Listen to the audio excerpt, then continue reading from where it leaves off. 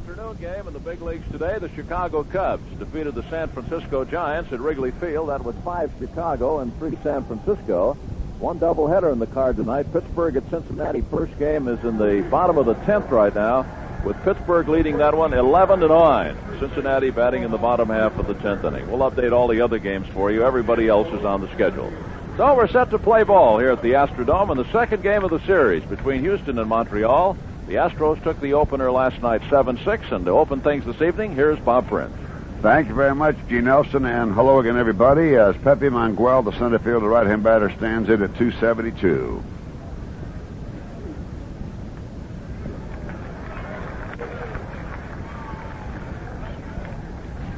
Great time to come up with a sneezing routine. The pitch is in for a strike, and it's hit high, deep right field. Gross going back, and hauls it in. Pepe Mangual hit a Dierker pitch deep right, and it was slicing on him. He went back well, and he grabbed him. That'll bring up Jimmy Lyttle, the right fielder, batting at 288, 1 homer and 8 runs batted in. Very sorry to learn of the death of Tom Yawkey, owner and great leader of the Boston Red Sox, who had vowed that he would bring a world championship ball club. He tried quite often, and of course last year came within one of doing it.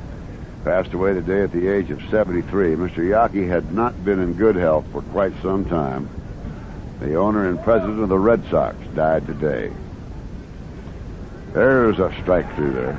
They've announced, too, that Gil Rondon is on the 21-day disabled list. He has tendinitis in his right elbow. That'll leave us a man short. We'll see what Tal Smith will be doing about that once we resume the action after the All-Star game. Fly ball left field. Cliff Johnson backs up. Lytle is out. So 2 down.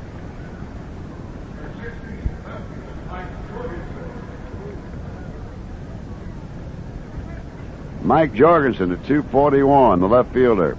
5 homers and 15 runs batted in.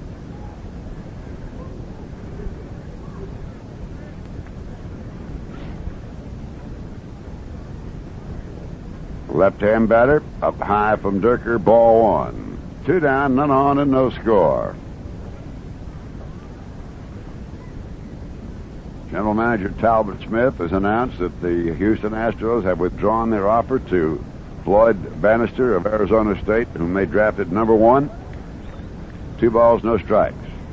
Quite some time after he had completed his pitching for the Arizona State ball club, they were unable to communicate with him. And I guess he has come up with an agent of some sort, 2 balls and a strike, who owns about 10 other ball players or has an agreement with them that were drafted. This is the fellow that Gary Walker, I think his name is, in business with Reggie Jackson. And this is after a reasonable period of time, and Tal Smith had made what he figured that was it, they have withdrawn the offer, and they'll have no further contact with Floyd Bannister of Arizona State. The next move is up to Bannister. Ball 2, strike 2. Tal Smith reasoning, and rightfully so, that any further negotiations and all would be really ruin their own credibility. Houston's at the same time, he must consider those that are drafted, that he has drafted, and those who are playing presently in the Houston organization. Bounce to first base, fair ball. Knocked down by Watson, picking up Dierker just in time for the out. Art Williams calls the out on Jorgensen. It was batted down sharply in beside first, and then he belted it up over toward Dierker, and got him for the out that retired the side. So Dierker gets through the first inning without any action going against him. And all right, that takes care of that. Now, if you enjoy a Texas-style get-together, I know you're going to enjoy the long weekend starting July 29 through August 1st in the Dome. This Texas weekend is going to be called. First of all, on the 29th, we're going to have the North-South High School All-Star football game. You'll see last year's high school All-Stars, the college and pro stars of the future, as they play in this summer football classic. Game time will be 7:30.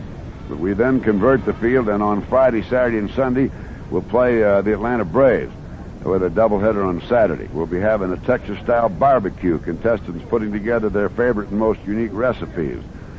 with all sorts of prizes for the winners. We'll be saluting the Oilers on the field on Saturday. They got a few surprises for the fans, too. Both Saturday and Sunday, we'll be having the Lone Star State Olympics with events as buffalo chip throwing, watermelon seed spitting, chick sale stuffing. Other events we'll tell you about, and fast draw and what have you. It's all over the entire weekend. Lots of music, entertainment, a weekend you'll want to mark on your calendar. Plan to attend it if you will. Saturday, June 29 through August 1st. That's the Texas weekend in the Dome. Well, now, let's see. We got the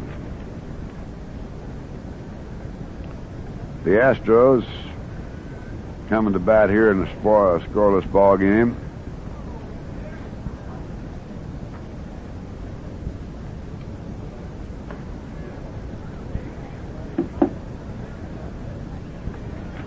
A couple of changes were made, and they made them at the last moment, switching their infield and outfield around.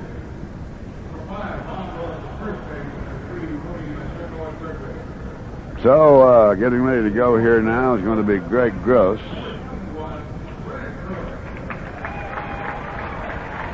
The man that's facing him, he's a toughie, Don Stanhouse, who's 1-6, lost 3, big, tall right-hander.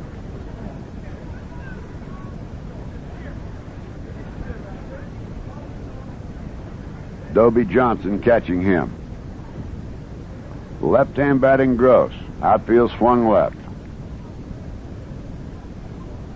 Bunt fouled at the plate.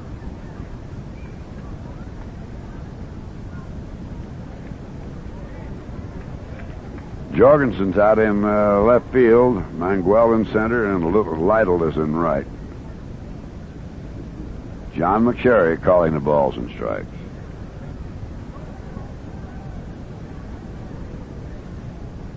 Pitch down, right-hander throws a hard fastball.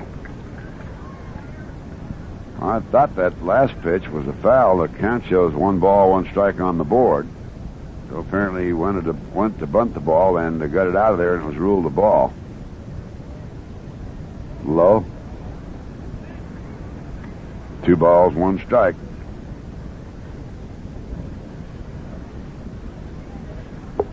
McSherry looked at the indicator, has not made a change on anything on the board, so it's ball 2 and strike 1, no score.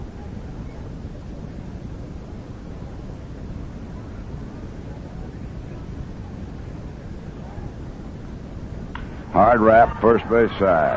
Bobble down there, skips off of him, goes out into shallow right. Gross is on his way, going to try to go to second. They throw from second to short. Out. He's not that fast a runner.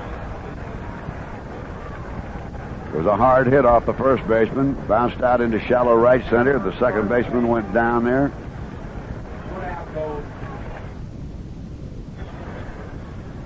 So we have a put out. We charge an error on their first baseman. That's Thornton. E3. Now then, the second baseman goes out into shallow right field. That's Johnson. Or not Johnson, but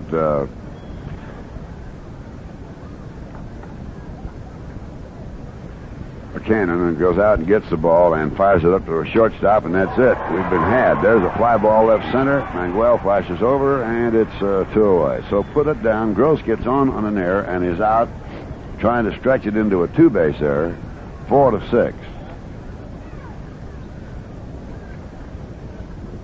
Lytle has just popped out in the shallow left center.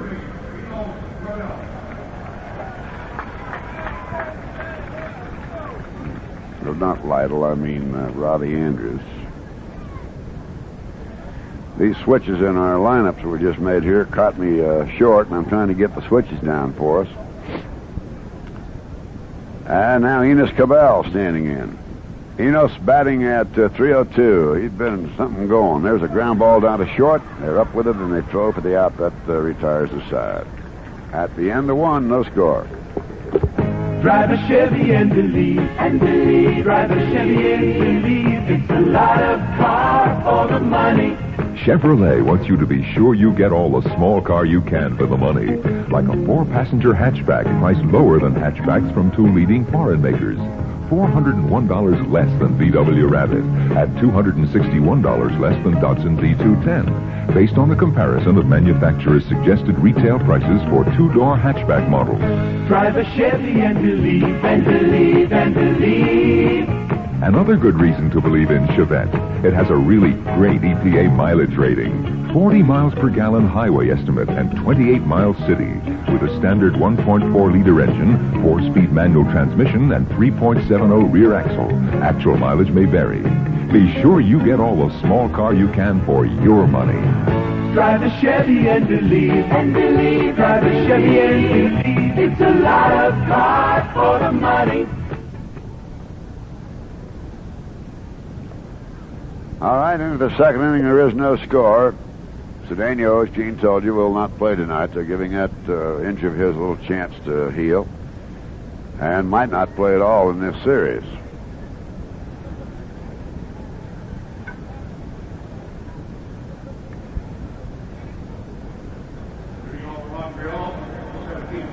But he will be going on up for the All-Star game.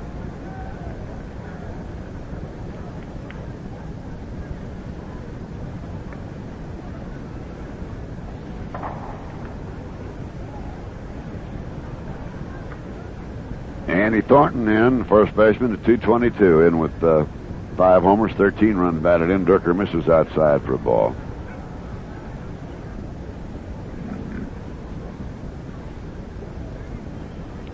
Outfield will play him to pull. Infield swung way around. Dierker on the 1-ball, no strike pitch. Breaking ball, foul back. Ball 1, strike 1.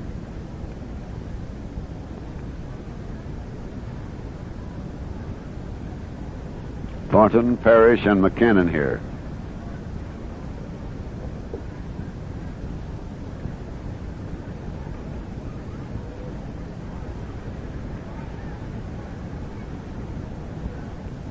Dierker reading the sign from Ed Herrmann. Breaking ball, foul back.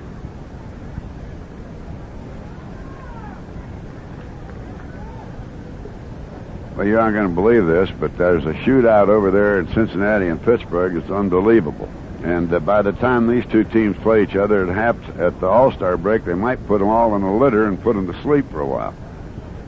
Because I got to tell you something, they got to be tired. But we're not going to feel sorry, because I'll guarantee you something right now. Gene Elson and all of the Astros and I, there's a slam foul to right. We know what it's like to play Cincinnati, don't we, Gene? And get out in front and see them come back and eat a tie-up and go ahead, because they just did it to beat Pittsburgh 12-11 with 3 in the 10th inning. We know what it's like, don't we? First thing I thought about, I looked up at that score and kept watching it progress here in the ticker, and I said, this seems like old times about a week ago. Went through that about 4 times. Oh, did we ever. There were pulsating things. Gene, when we have a chance, and there's something I'd like to, some fans stopped me today and asked me a question. I couldn't answer them. A ball, 1 strike to it. Listen to us last night, ball inside.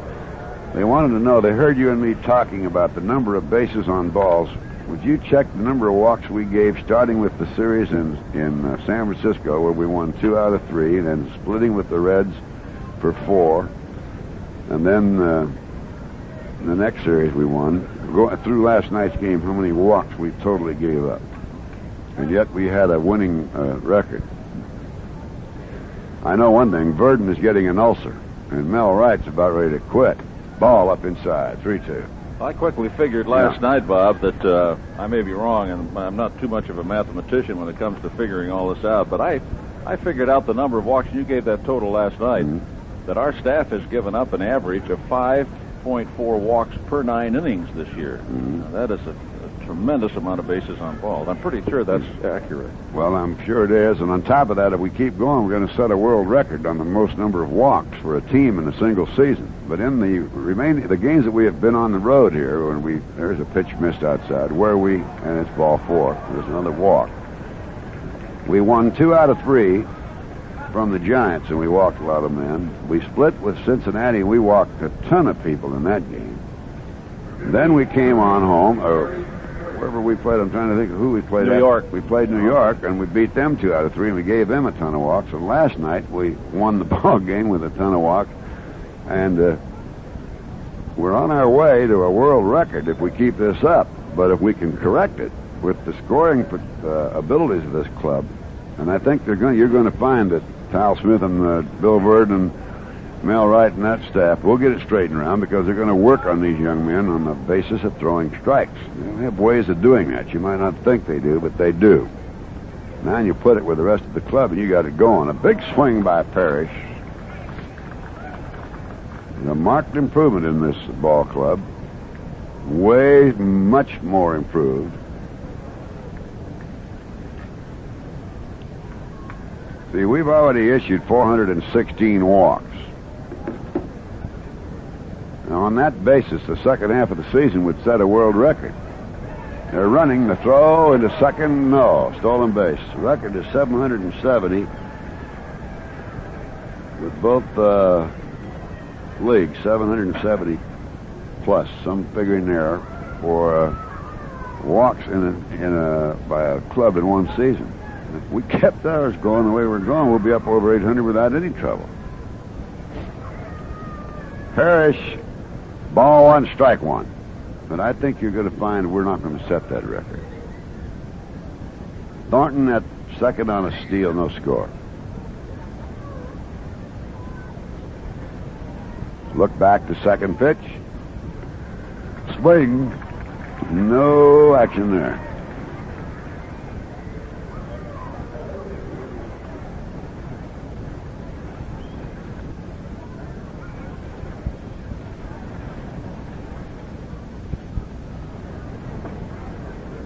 One ball, two strikes. Here's the look to pitch. Swing and a miss, and Dierker struck him out. So Larry gets his first strikeout. Batter's going to be second baseman Pete Mackanin.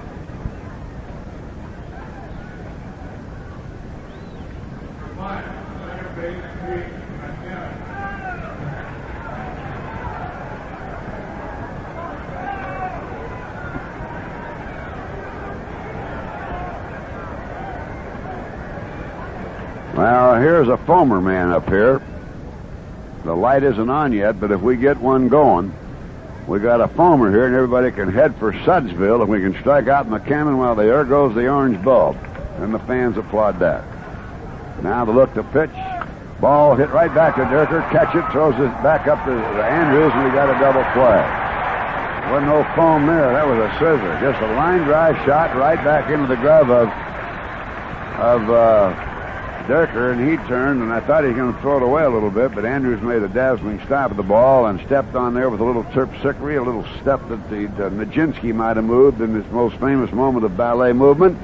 And we have a double play, and we go to the bottom of the second, no score.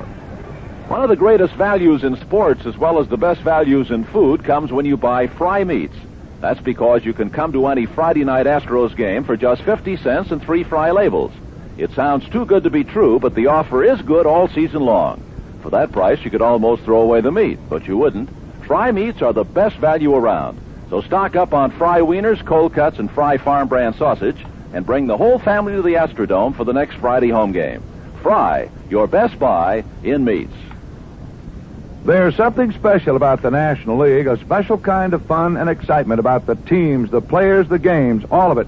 And 1976 is really special. They're celebrating their 100th birthday. How about that? And to help the celebration, the Macmillan people have published a sensational new book called A Baseball Century. It's the complete story of those wonderful years, full of information and pictures. If you're a real fan, don't miss reading A Baseball Century at your bookstore now. Well, into the second inning here now. Bobby Watson was leading it off. On that line drive back to Dierker, when he turned and threw the ball, I thought he ought to have waited for somebody to get there, Gene, but one thing's going. His brother's got that Weezer whammy working, so it's working no matter. 4 out of 6. One way or the other, he got it done. I got those figures on the walks, yep. And this is pretty tough to believe. Mm-hmm. We, in 11 ball games, that's 3 in San Francisco, 4 in Cincinnati, 3 against New York in last night's ball game. Yep. The last 11 games, Houston pitchers have given up 83 bases on balls. All right. 83 bases on balls in 11 games, and they've won 7 of them. So well, that's a pretty good statistic, isn't it? We had some extra innings in there. You know, we had the 14-inning game, and a 10-inning. so if we didn't have Here's your average right there, so it's over that period a little bit higher than what I gave you. So the season 5.4 up a little bit during that period. That's frightening, doesn't it? Now you got to be pretty darn good and lucky and everything else if you can give 83 walks in 11 games and win 7 of those contests. The worst one, of course, was the Mets series, which the Astros won 2 out of 3. They walked 28 batters in those 3 games, and the 4 games at Cincinnati, Houston pitchers walked 31 in those 4 games. Oh, brother. My. Well, my, oh, my. You rub out just half of those base runners. You got a 11-game sweep. That's exactly right. Think of all that, and we're the ones that gave the walks. What's really something is they throw, Stanhouse throws for a strike. You can imagine the clubs that we beat just thinking if they could just get 1 base hit there, they could have swept us. But we beat them 7 out of the 11. And 1 good base hit, that meant that we left an awful lot of men on base for the other side. The other side did, fouled away down the line. That's a very interesting statistic right there.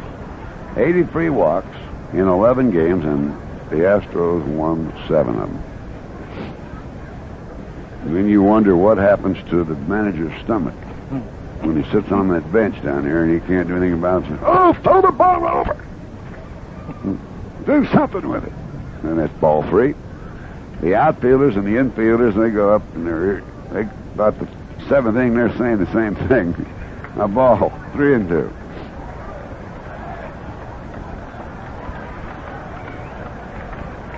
It's a Fulmer time right now, and they'd like to see Watson hit one out here.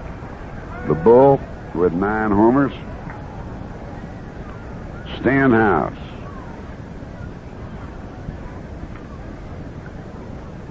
He's only thrown none so far. And he didn't throw one there, he threw a walk. All right, now here's our center fielder, Cruz. He won the game last night with a base hit to left field. He's playing in place of Cedeno. They're resting him. He has a bad knee. 1 homer, 34 runs batted in. Batting at .291, Stanhouse, a breaking ball off the inside for ball 1. No score here in the ball game as we play in the bottom half of the 2nd on Fulmer night.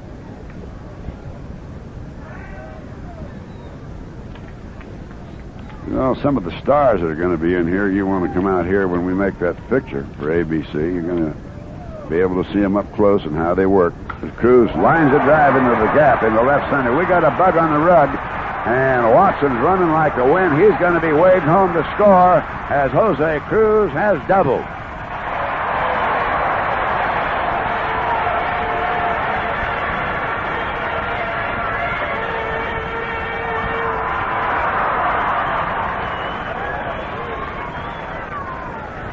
So Stanhouse walks Watson, and Cruz doubles in the slot to left center field and brings him in. And we have his 35th run driven into the year.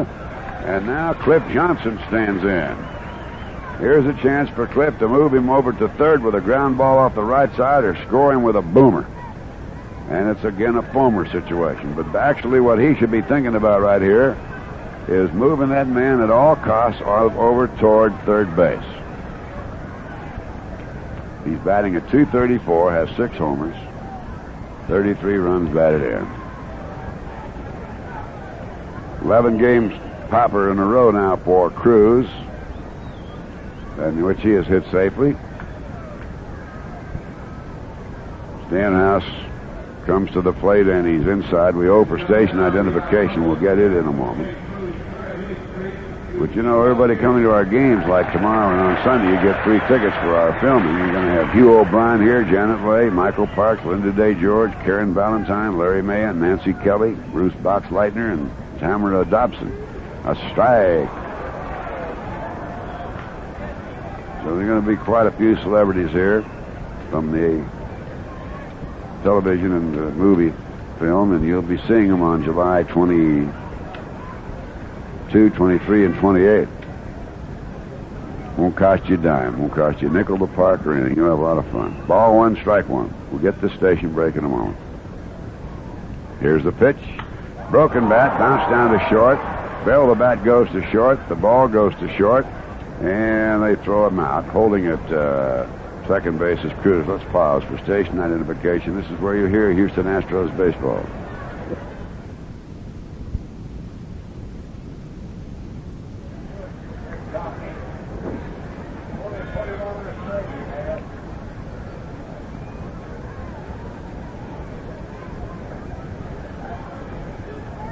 Here's Ed Herrmann now, our catcher, straight away. So we got Cruz out there at second base.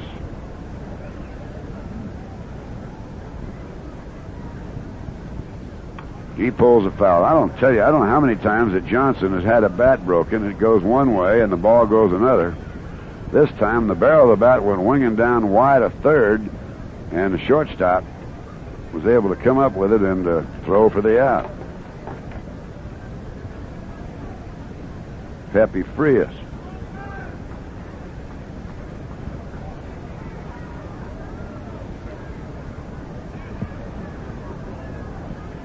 Runner out at second base, Cruz. We lead 1-0. Stanhouse delivers it up inside for a ball.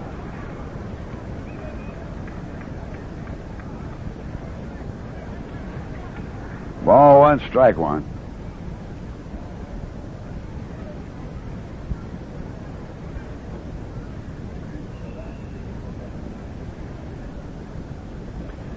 Ed Herrmann at 175. Takes a ball, 2-1. That's not his weight, that's his batting average.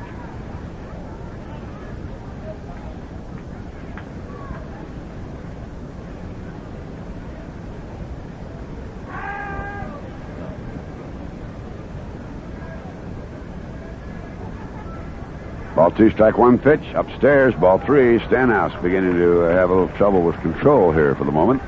He walked the bull, Bobby Watson. Cruz promptly doubled to left center field. Driving in Watson. Johnson grounded out to short, and Cruz held at second. And a 3-ball, 1-strike count here to Ed Herrmann. Ball four, upstairs with a high fastball.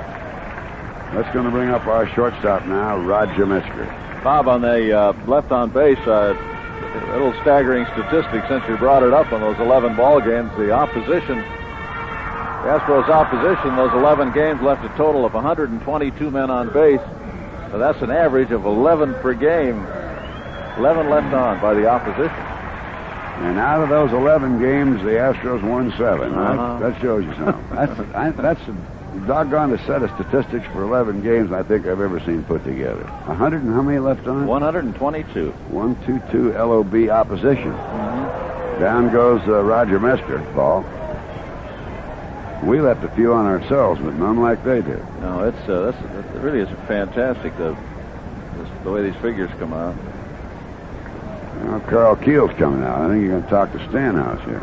Only 3 games of that 11-game set that the opposition didn't go into double figures on left on base. For example, of course, we did have that 14-inning game. There were 17 left on there, but like 12, for example, 12, 17, 11, 11, 11, 15, 13, 10. Wow. Well, I bet you in all the years of broadcasting for the Astros, and this team is probably as good a team overall as you've had in all the years, Gene, you wouldn't have 11 games you could ever think of that this happened. No, I don't believe so at all, and it points out what you started talking about. You know, what could you do if if we put those extra men on, and winning 7 out of 11 anyway. And then, of course, this is just one period. Games we lost, for example, that worked the same way. That's hit high and foul left side. Well, I know one thing. They're going to be working on it. I suppose quite a few of our younger men will be in some instructional baseball, winter ball, what have you.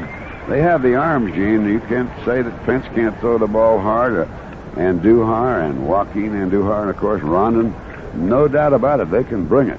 Now getting it over with something where they want is the secret. It gives you an opportunity, for these young fellas. Here's an organization, where there's some spots open on the pitching staff for some youngsters. Yeah. This is what really floors me about Bannister. I can't believe it. Opportunity to come in, possibly to come in here right away and pitch. That's right. A ball, 1 strike, 1 count. I'll tell you something about Bannister. ball inside because I was selected way before he was selected to go in and do the Lefty Gomez Plate Award at Yankee Stadium. You'll recall the day that I left to go make that award. And I talked with young Bannister. I couldn't believe how fine, and I still think he's a fine young man. I just think he's confused. Ball 2, strike 1. Into the dirt, blocked by Dobie Johnson, but they're going to try to go to third, and they get in there. Cruz is able to make it. I'll say one thing, that Dobie Johnson gave it a whale of a try back there on the ball into the dirt. It's a wild pitch. My point being, when I talked with Bannister, and I took him to Sardi's to dinner, and then I took him elsewhere, this is not a tampering thing now, because this was part of what we were to do with the Lefty Gomez Plate Award, which was the Heisman Award of baseball. And Lefty Gomez even talked to the young man. Metzger, ball 4, bases loaded. And I remember Lefty saying to him, son, you wouldn't get with a more honest organization than the Houston Astros, nor Tal Smith and all, nor will you have a better opportunity. And there was never any doubt in Lefty's mind or my mind that, as soon as he's finished pitching in the college series, why, boom, he'd be in set. But all of a sudden, that agent got a hold of him, the guy that's got Reggie Jackson. And he's got about 10 more like him. And he just turned him right around. Well, it'll be interesting to see what he does now, whether he wants to go back to school, and then, of course, he can't be drafted for another year, and in 6 months if he just sits around. Well, there's a questionable point here. There's a strike to Dierker. If, indeed, he hired Walker as his agent, I think that would then disqualify him from being to participate in his final year of eligibility at Arizona State. Now, there's a knotty problem. If he decides he wants to go back, I think once you hire an agent, you're in trouble. You can't do it. Now, if he hired Gary Walker or some other person as agent, he's lost his eligibility. Fly ball right center. Lytle flashing over. Tagging is Cruz. Lytle's got it. Here comes Cruz. The throw's a good, strong one, but it's cut off. Now they throw to third. No! We got him everywhere.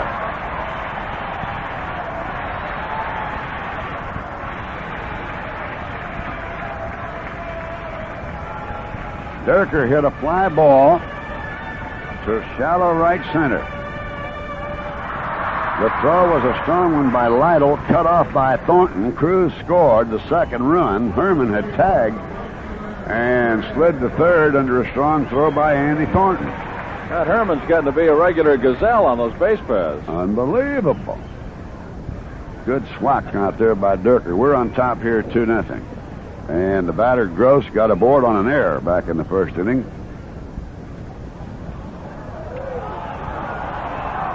Astros claiming a balk on that. Mr. Sidney Schlenker, the president of the Houston Astros, echoed the feeling of all baseball people at the news of the death of Tom Yawkey. The passing of Mr. Yawkey is a major loss, not only to the Red Sox, but to all of baseball. We'll sadly miss him. From Mr. Sidney Schlenker, the president of the Houston Astros. Gene, I know you knew Mr. Yawkey. I knew Mr. Yawkey. He was a grand gentleman, and I'm just sorry not only that he passed away, but that he didn't have the chance to see his Red Sox win the one thing he wanted of all things, the World Series. All right, the 1-ball, no strike count here to Greg Gross. We're leading 2-0. Pitch. Down low. It'd be hard to believe that my first thought was when we got the announcement here, then looked at they're playing at Fenway tonight, and this won't seem like the Boston Red Sox for a while without Tom around. No, it surely won't. Don Carruthers is loosening, a right-hander. 2-0 pitch, down low, ball 3. They referred to that for many years, the Red Sox, and Gene, you had been in the American League as the country club Red Sox. But Mr. Yawkey was just a guy that you could hardly offend him. He did about anything you wanted to do. If you just played your game and you were nice, you were all part of the big Yawkey family. 3-0. Ball 4, he's lost him. Bases are loaded. That's the 4th walk. And Stanhouse, who's 6-3 on the year, Gene just has an uncommon amount of wildness here tonight. Up a lot of walks. He'd walked 40 coming in tonight in double that number of innings. And his hit total, look, his hit total's way down. So this problem has been the bases on balls. What trouble he's had. Now with the bases loaded, batter Robbie Andrews fly to center, takes the ball.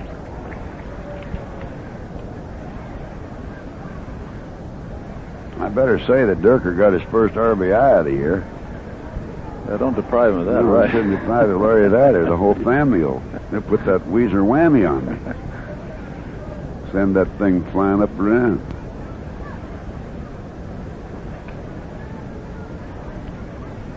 One ball and no strikes. I'll tell you one thing, he's got more control of that than our pitchers have had in those 11 games we were talking about. As long as we keep winning, if that Weezer whammy works, we better take young Dierker along with us. Ball 2. 2-0. We're ahead 2-0. Watson in the second inning here walked. Cruz doubled him in, extended his batting streak to 11. Johnson grounded out. Herrmann walked. Metzger walked. Dierker sacrificed fly.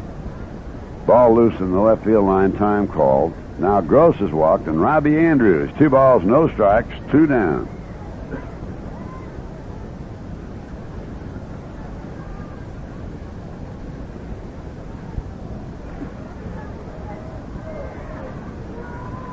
Ball, tilt. Called a strike. One other thing, and I'll let it go. I had talked with Bannister at great length. He carries a 3-point average in engineering. And I said, well, you're coming to a whale of a place. You go to either Rice or Houston, whatever, and get your degree in engineering and petroleum engineering. You're right in the middle of the greatest opportunity in the world. And I absolutely floored when I found out that all of a sudden into the picture came this other man. So if he goes back into the pocket, and the next move is up to him, is the answer to that, ladies and gentlemen. 2 balls and a strike. Down low, ball 3. I think, too, because it was written erroneously, if he does have the agent now, he's lost his eligibility. That's number 1. Number 2, he would then go into the secondary phase of the draft, and we would not be eligible to draft him. The other 23 clubs would. Well, that's as I understand it. But nonetheless, he may see things and call Tal Smith and say, hey, let's start over, please. But the Astros have officially withdrawn their offer. 3 balls and a strike. Strike, and the count full 3-2 to Rob Andrews. Rob batting at 287. This will be a good time. He hit the ball hard last time up.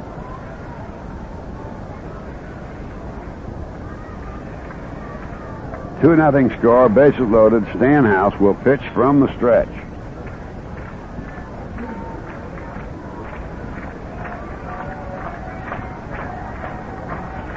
Pitch, bounce toward short, coming up for it. Frias turns a long throw to first and got it for the out. We get it a pair, however, and Strand 3 go to the 3rd inning on top of Monteal, 2-0. Well, okay, ladies and gentlemen, as we said, I'd asked Gene to figure this out, and he had, and it's just absolutely an unbelievable situation. Now the worm is turning, perhaps, let's say, in our favor. The fact that in the last 11 games, we got 83 walks. 7 games of those 11 we won, and we gave 83 walks, and there were 122 men left on base, and yet here we are going at it. Now, they just came up with 4 walks in an inning, and we're leading 2-0, and Gino come right on and keep the pressure at them. Okay, Bob, and Larry Doby Johnson, the catcher, right-handed hitter, just up from the Denver Ball Club, takes a strike. This is his first time at bat. He came up at the tail end of the season last year a little bit for the Montreal Ball Club.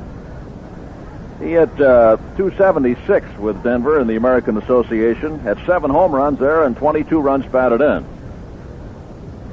1 strike on Johnson to get things underway here in the 3rd inning, and the breaking pitch low outside is 1-1. Dierker's second appearance against Montreal this year. He whipped them the first time out 3-1, giving up only 3 hits in the 7 innings that he worked. Dierker's had great success against this Montreal Ball Club over the year. Here's the 1-1 pitch. Fastball up a little bit, and it's 2 balls and 1 strike. He's won 10 and lost only 3 to Montreal since the Expos came into the National League in 1969. Pepe Frias will be next, and then the pitcher, Don Stanhouse. Ball 2, strike 1 to Johnson. Strike called up around the letters. Came in right around the corner on him up there, and it's 2 balls and 2 strikes. Dierker was not impressive at all in his last outing at Cincinnati. He lost that game to the Reds on Sunday 7-2. Gave up 10 hits in the 6 innings he worked in that one. Here's the 2-2 to Johnson, and he's up a little bit too high at it on him, and it's 3-2. Dierker walked Andy Thornton to open the second inning, and then he was rubbed out on the double play when Mackanin lined back to Larry. So Dierker, coming into the third, has pitched to the minimum number of batters. Outfield's fairly deep for Johnson around the left side, and Dierker has the lead hitter here in the third inning, out 3-2. And a bouncing ball back over Dierker's head. Tough play. Metzger's got a chance and got him by a step at first base or less than that. Metzger had the best shot at that one as it bounced over Dierker's head. Andrews coming in from the second base side, but Metzger, of course, charging toward the bag, and he was in a good position to throw him out and did so. Roger Metzger to Bob Watson. Short first, one away. Larry Doby Johnson erased, and here's Pepe Frias, the shortstop. Batting .263, right-handed hitter with 5 runs batted in. Philadelphia leads San Diego 2-1 at the end of 4. Brent Strom, Padres. Tom Underwood, Philadelphia. Here's the first pitch to Frias, and a swing and a miss, strike one. Phillies lead the Pirates by 8.5 right now because the Bucks lost that first game to Cincinnati 12-11 in 10 innings. The Reds now have won 6 in a row. They have the longest winning streak currently right now in the big leagues. Ball low outside. 1 ball, 1 strike on Frias.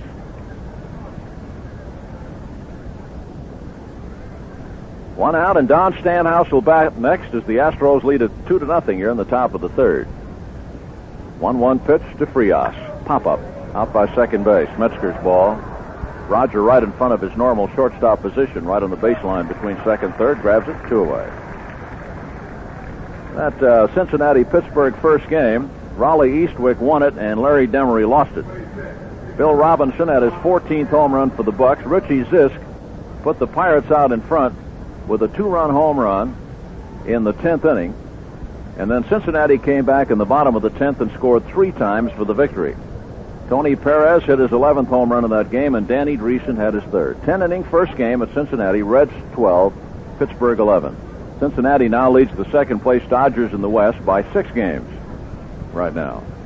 Here's Stanhouse, good hitter. He's had 7 hits. He's batting .389. Fouls that one off the right side by Larry Doby in the coaching box at first, strike one. Ozzie Virgil coaching over on third for manager Carl Keel. 2 outs, nobody on. Stanhouse has struck out only once all year, and that's in 18 times at bat. 7 hits, 3 runs batted in. He's a right-handed batter. Astros 2, Monteal nothing, top of the third. Stanhouse pops up a bunt, and it's behind Herrmann. Ed could have had that ball, but his instinct was to go the other way. He started to run out for it toward the mound, but it was popped back over his head. By that time, he couldn't reverse his time to make a play on it, strike 2. Second game pitchers are up at Riverfront now. For Cincinnati, it's Freddie Norman and Doc Medich for the Pirates. That's the only doubleheader going in the big leagues tonight. St. Louis leads Los Angeles at the end of 2 at St. Louis tonight, 1-0. Rick Rhoden for the Dodgers and John Denny for the Cardinals. Rhoden trying to win his 9th in a row without a loss. 2 strikes on Don Stanhouse, and Dierker's pitch is a called strike 3, struck him out to retire the side. Dierker gets his 2nd strikeout. Got Parrish back in the first inning. Now Dierker puts a man on in the first 3, the walk to Thornton, but a double play erased him, so he's faced only 9 through the first 3 innings. Astros will hit in the bottom of the third, leading Montreal 2-0. Okay, Lowell, let's check quickly the other games now to update those. Atlanta 3-2 over New York in the 6th inning in Atlanta tonight. Craig Swan for New York.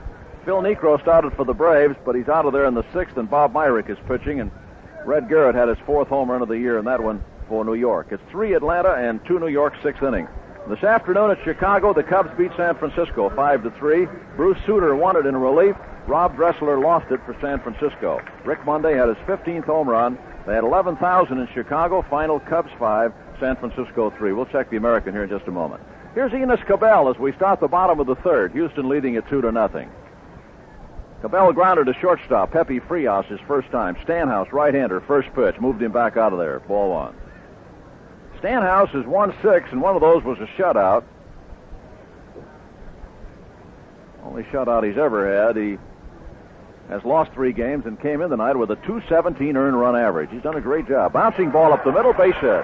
Just over the top of Stanhouse glove, and Enos just picked up his 89th hit of the year. No Astro has more than that. That's only the second hit that Stanhouse has given up. 4 walks in the second inning was what got him in that jam. Here's Bull. He walked his first time. Bull comes on tonight with a 6-game hitting string in which he's had 9 hits or a .391 batting average. Overall this year, he's hitting .278. Cabell, who stole 3 bases last night, takes a big lead away from Andre Thornton on first base. And Stanhouse first pitch is a breaking pitch low outside, ball 1. The 3 steals that Enos had last night sparked the Astros in 2 innings. One in which they went out in front and the other one in which they won it. Nobody out, Cabell first base. 2-0, Houston leads it, bottom of the 3rd. 1 ball, no strike, throw to first base. Watson the batter. Stanhouse is 25 years old. He's a native of Illinois. Still lives there. Throw to first. Enos dives back in. He's from DeCoin, Illinois. Up where the Trotters are. 6'3", 187-pounder, and he's been in the American League up until this year. Came up originally with the Rangers in 1972, although he was originally signed by the Oakland Athletics. Another throw to first, but the throw's high, no tag by Thornton.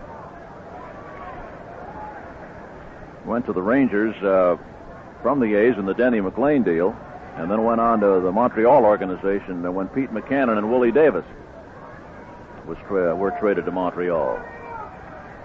1 ball, no strikes. There goes Enos breaking. Got a good break and a foul ball. He had that one stolen, I'm pretty sure, on that one, but the hit and run was on, and Watson fouled it on a bouncer back to the stands, and it's 1 ball and 1 strike. Stanhouse broke into the minor leagues as an infielder pitcher. That was back in 1969, so that may be one of the reasons he hit so well. So he's been up and down in the major league scene for 5 years, and he's 10 games under 500 starting tonight. Here's the pitch to Watson. Call, strike on the outside corner of the belt, 1-2. Good pitch. Stanhouse is 110, lost 20, and this is the most he's ever won in a single season. Right now, 6 wins. Kind of thought Stanhouse might be the representative on the All-Star Club for the National League, but Woody Fryman was picked by Sparky Anderson. Cabell off first, 1-2. Nobody out. Count on Watson. Here's the pitch to Bull again, and he takes it low, and now it's 2 balls and 2 strikes. Waiting to hit next is Jose Cruz. Outfield is very deep for Bull, and they continue to pull him. Jorgensen in left tonight, Mangual in center, and Lytle in right. Larry Parrish third base, Pepe Frias short. Pete Mackanin second, and Andre Thornton on first, and Larry Dobie Johnson is handling Stanhouse. 2 balls, 2 strike, look at first. Another throw over there. All of Stanhouse's throws have been up, and there's no chance for Thornton to put the tag on. Running the traffic at first tonight, Bob Lillis, as usual, for Bill Verdon, and Tony Pacheco third. Astros 2-0, 3rd inning. Cabell starts and stops. There's a drive foul down the right side. Watson going for an outside pitch on that one, and he bloops it down into the bullpen. That's the first time that Stanhouse has started against the Astros. He has appeared 2 other times in relief, which totaled 5 innings, and he gave up 7 hits and a run and 3 walks. He's had a good year on a ball club that has not done well at all this year. Probably at this point having their worst season ever. 2 balls, 2 strikes. Watson. Base hit. Single into right field. Cabell will have to hold at second. Oh, he's going to come. Good throw will get him, but it's cut off by Pepe Frias. Cabell took an extra shot there. He slowed up going into second base. The ball was hit very hard and picked up in shallow right field by Lytle. But Cabell turned on the gas as he rounded second base, and the throw was a bouncer in from the right fielder Lytle, and Frias cut it off before it got over to Parrish. Watson now has hit safely in 7 consecutive games on that single to right field, moving Cabell to third. So 2 Houston hitting strings have been extended tonight. Watson to 7, Cruz to 11, and now here's Jose again. He doubled his last time and drove in the Astro run. He drove in the first run of the inning. Left-handed hitter. Jose now hitting .295. Cabell on third and Watson on first base. Hit number 3 off Don Stanhouse. Don Carruthers up in the bullpen again. Line drive to Mackanin, throw to first. They got the double play. Watson is doubled off. I think Bull hit a little bit of that soft dirt, and I don't think he got quite back into the bag. Art Williams, the first base umpire, making the call on that one. Bull evidently started to slide a little bit too soon, and that loose dirt just kept him away from the bag. And I think the last inch or two he sort of snuck in like you're going across the yellow pages, but it was a little bit too late there. Cabell holds at third, 2 outs on a hot shot by Cruz. So he hits the ball hard, but it's turned into a double play. Here's Cliff Johnson. Mackanin to Thornton on the double play. Second, first base. Johnson bounced out to the shortstop his first time. Ball low, good save by Larry Doby Johnson. That's in the dirt wide of the plate off the right side. So both clubs now have come up with a line drive double play tonight. Thornton, who was the finisher on that DP, was caught off second base on a line drive off the bat of Pete Mackanin in the second inning back to Dierker. Johnson batting .233. Here's the 1-0 pitch by Stanhouse. Bouncing ball third base. Easy play for Parrish. Got him to retire the side.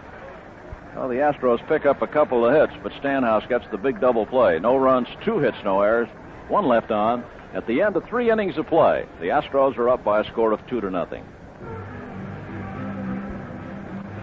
Well, the next time you stop by your grocery store, remember to look over the assortment of Mother's Cookies. I'd like to remind you once again that Saturday, August the 14th, will be Mother's Cookies Family Day here at the Astrodome. Mother's, the cookies in the passionate purple package. And you can pick up Mother's chocolate chips in a bag, Mother's cookie jar assortment, Mother's fudge and chips, and Mother's oatmeal and chips. The regular price of admission to an Astros game, $3.50. And on Mother's Cookies Family Day, you can get in for half that, $1.75. There'll be a special promotional display up in your store, and where Mother's Cookies are sold, they'll explain the offer for you. There you'll get a coupon, order forms, and so forth that'll make it easy to pick up your tickets. Now, just fill out the order and mail it to the Astrodome or bring it along to the Astrodome for the cookie exchange. And on that day, Saturday, August the 14th, the great purple cookie eater will be at the Astrodome, and he'll be entertaining the children. Mother's Cookies.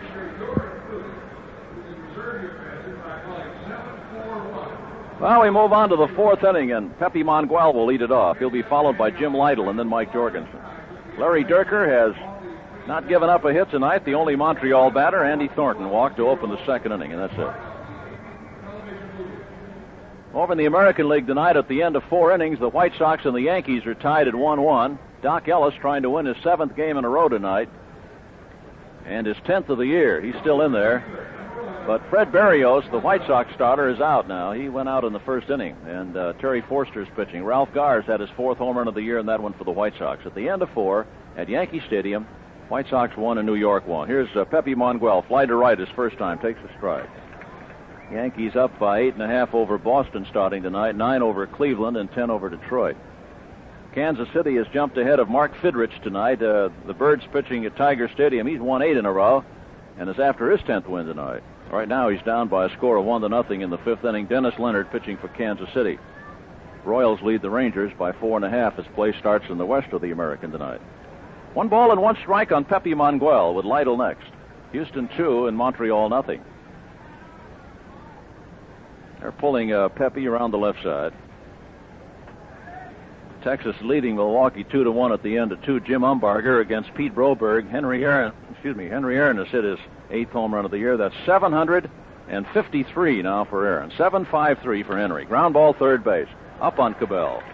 Right around his belt buckle. Got it over to first base.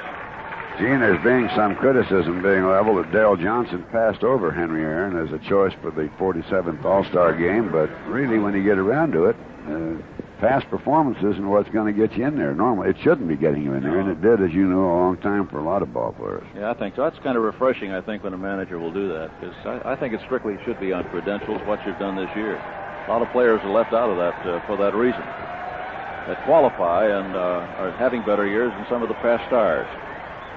Lytle, a left-handed batter, swings and misses, strike 1. Lytle flied the left field. First time up. Astros got their 2 runs in the 2nd. Lead at 2-0. Dierker working on Jim Lyttle. And an off-speed pitch by Larry, low outside 1-1.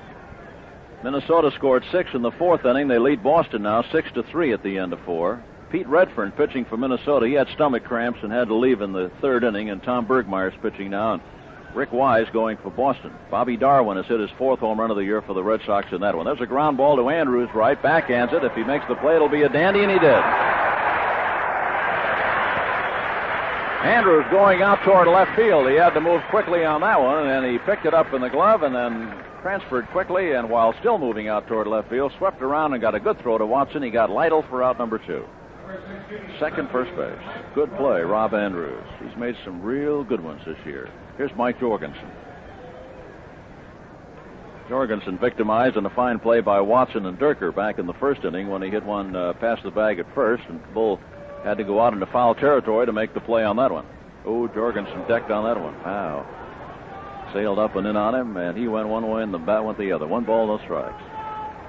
And round out our scores here. Cleveland will be at Oakland tonight. Jackie Brown for the Indians and Mike Torres for Oakland. The other game not yet started either. Baltimore, California. Rudy May for the Orioles. Frank Tanana. He'll be after his 11th win tonight for the Angels. Nobody has won 11 in the American League.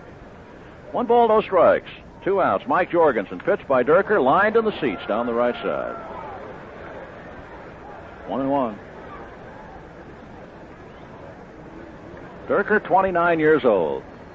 Larry will be a 12-year man, complete his 12th year on his birthday in September. He's won 131 games. Lost 111. He's 1-1 on left-handed hitting Jorgensen now, and the pitch is a little high, and it's 2-1.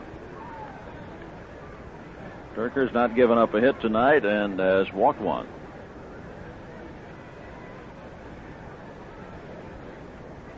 Jorgensen batting .240 and playing in left field tonight for Montreal.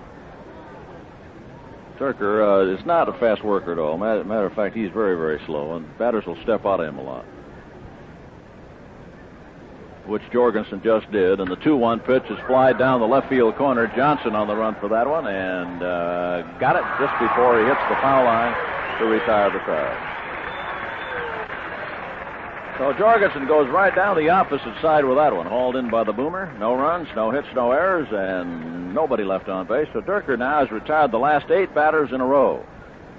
And Houston will bat on the bottom of the 4th, still leading Montreal 2-0. Drive a Chevy and believe, drive a Chevy and believe. It's a lot of car for the money. Chevrolet wants you to be sure to get all the small car you can for the money, like Monza Town Coupe, the sporty American car priced lower than these foreign cars. $340 less than Toyota Corona 2-door and $255 less than Datsun 710 2-door sedan, based on a comparison of manufacturers' suggested retail prices. Drive a Chevy and believe, and believe, and believe. Monza is rated at 35 miles per gallon EPA highway estimate, 24 city, with a standard Durabuilt 1-barrel engine, 3-speed manual transmission, and rear axle. Actual mileage may vary. Check your Chevy dealer for details about our Durabuilt 4-cylinder engine guarantee. Be sure you get all the small car you can for your money. Drive a Chevy and believe, and believe. Drive a Chevy and believe. It's a lot of car for the money.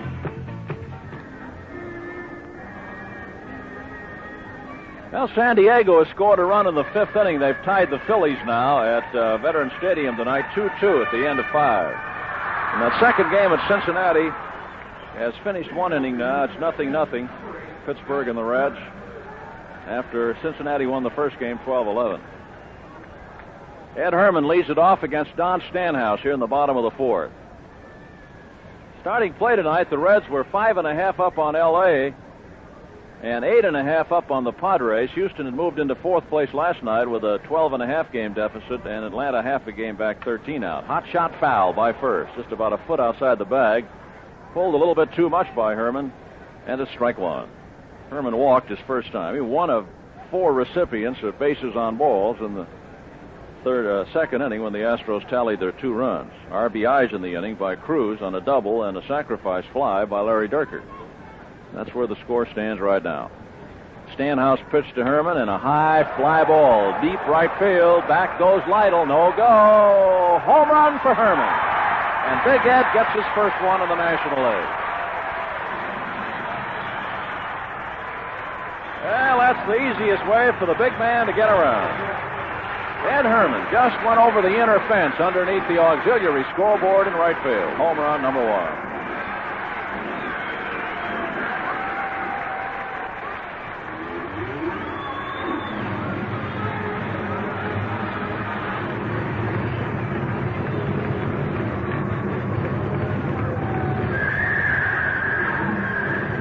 Well, that's the first home run that Stanhouse has given up this year in 86 innings. First home run he's allowed. And Herrmann popped it out. 3-0 Astros.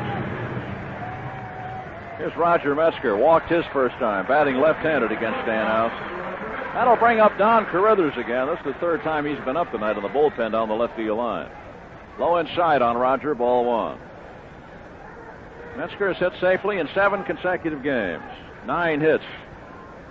And 429 average in the string he's got going. Up too high, and now Larry Doby Johnson, the catcher, has asked for time, and he's going to try to settle Stanhouse down here a little bit while Carruthers throws a few more out in left field. So Herrmann has opened the 4th with a round tripper. Very high, lofty thing out into right field. About a little bit closer to the power alley sign than it was to the foul line. Probably dropped in there at about 370 to 75 feet, I'd imagine. Strike called on Metzger, 2-1. They're playing Metzger to the opposite side. Astros up now 3-0 here in the bottom half of the 4th inning. Metzger bounces one to Thornton, way backhands it. Stanhouse covers, and a low throw pops away from him. That'll be a base hit for Metzger. That's a tough play right there.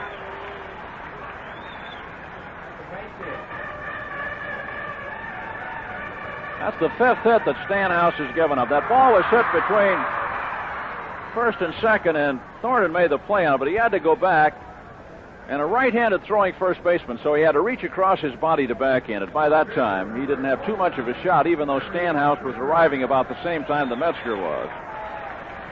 But Thornton was in no position to throw accurately. Base hit Metzger. He's extended his hitting string to 8 games.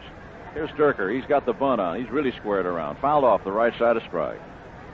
This is the longest hitting string that Rogers had this year. 8 games now. And there's still nobody out. Dierker bunt on that time, and a foul rechecks with Tony Pacheco as Metzger gets back over to first. Greg Gross will be next. Dierker's put down 2 sacrifice bunts this year. Trying to get one down here now. Parrish charges from third. Pitch is way up. Fastball by Stanhouse. And it's 1 ball, 1 strike. As soon as Dierker steps into that batter's box, he is in that bunt situation. Parrish staying back a little bit, but he's been charging on the first 2 pitches now. Ball strike with Metzger on first base. So Dierker's squared around again. Here comes Parrish down from third. Stanhouse pitch, now a swinging bunt by the mound. Charged by Frias, the shortstop, and they threw him out. So that will not be a sacrifice. Larry was trying for a base hit. So no sacrifice. He was trying to get the base hit down, and he just about succeeded. He put it down beautifully between Stanhouse, the pitcher, and the charging Parrish from third, but Frias, the shortstop, came in and got it over to first base. So Dierker's out. Frias, shortstop, first base to Andy Thornton, and Metzger has been moved over to second base on it. Here's Greg Gross, and Gross takes it high and inside a ball. Greg's been safe on an error and a walk tonight. 0 for 1 officially. Lefty hitter, batting .289. Stanhouse. He's been in hot water all night long. Down 3-0 right now. Foul ball up in the net this way. 1-1 on Greg. So Cruz, Herrmann on his home run, and Dierker on a sacrifice fly. Cruz's double are the RBIs tonight. And there's only 1 out here in the 4th with Metzger on second. Gross batting, and Andrews will be next. Infielders move to hold Metzger tight, but Stanhouse comes in with a pitch, and it's up too high on Gross, and it's 2-1. Tomorrow night at 7:35, J.R. Richard against Clay Kirby. And then the wind-up of the homestand will be Sunday afternoon, 2:05.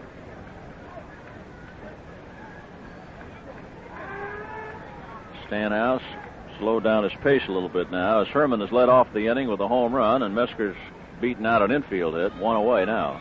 And Metzger on second. 2-1 pitch, ground ball, second base. Pete Mackanin goes to Thornton as Metzger moves to third, and they're 2 down.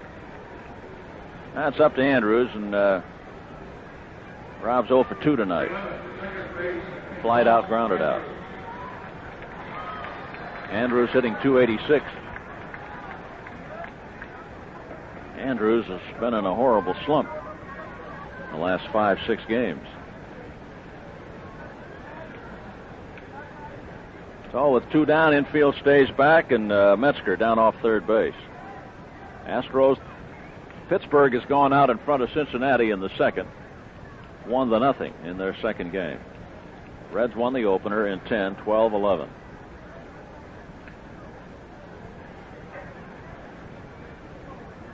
One strike on Rob Andrews. Metzger third, 2 down. Ooh, that bounced up and hit Rob right in the shoulders, I guess. I thought for a minute he got him in the neck. Strike 2. Parrish, very deep third base, and that gives Metzger an additional lead down off third here now. Stanhouse.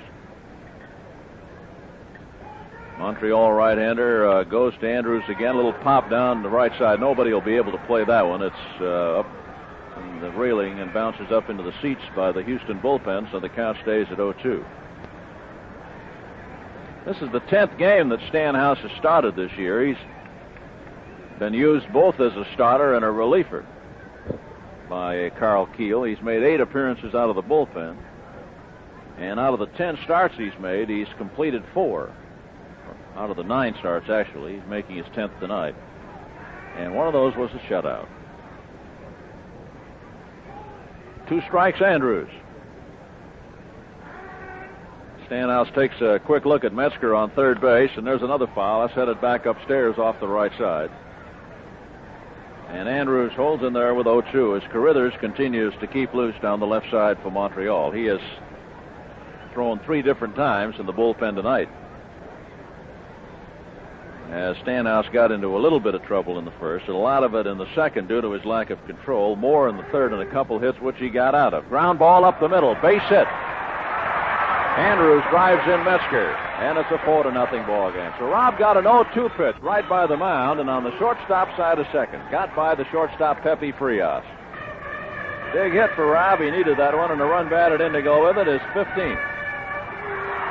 So that's the 6th hit, 4th run. Here comes Keel out, and that's going to be all for Mr. Stanhouse. He has had it tonight. So the first pitcher change of the evening.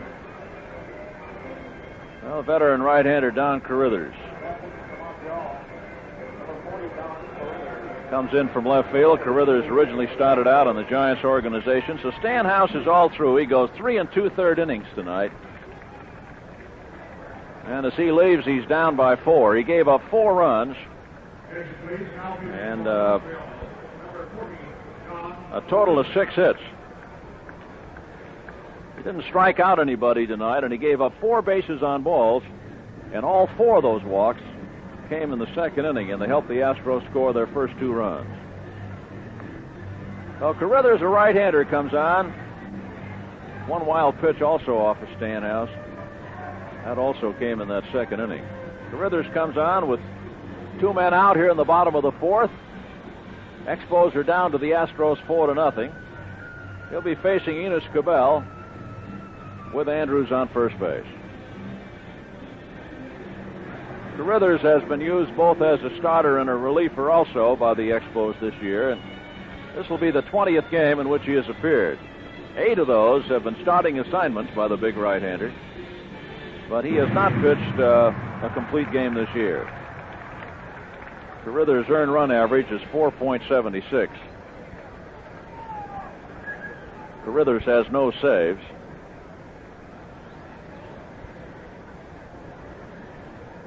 And his won and lost record is 3 victories. And one of those wins was against Houston. 3 wins and 6 losses. 1-0 against the Astros in the 1-loss column. Carruthers has a pretty good arm, but he doesn't have any off-speed pitches. He's slider fastball pitches and very rarely will change any kind of speed. He stays pretty constant with the fast stuff. Here's Enos Cabell.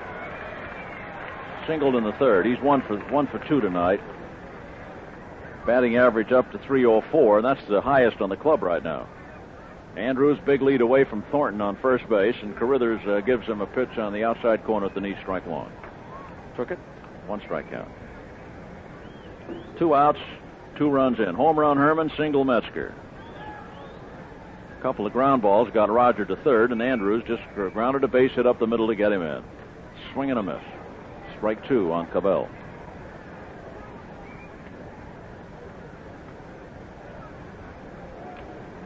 Montreal's biggest problem this year has been their hitting. Their pitching has not been overwhelming either. They're not having a good year at all. Here's the 0-2 pitch. Rather a low pitch out the side, the dugout by Larry Dovey Johnson, the catcher.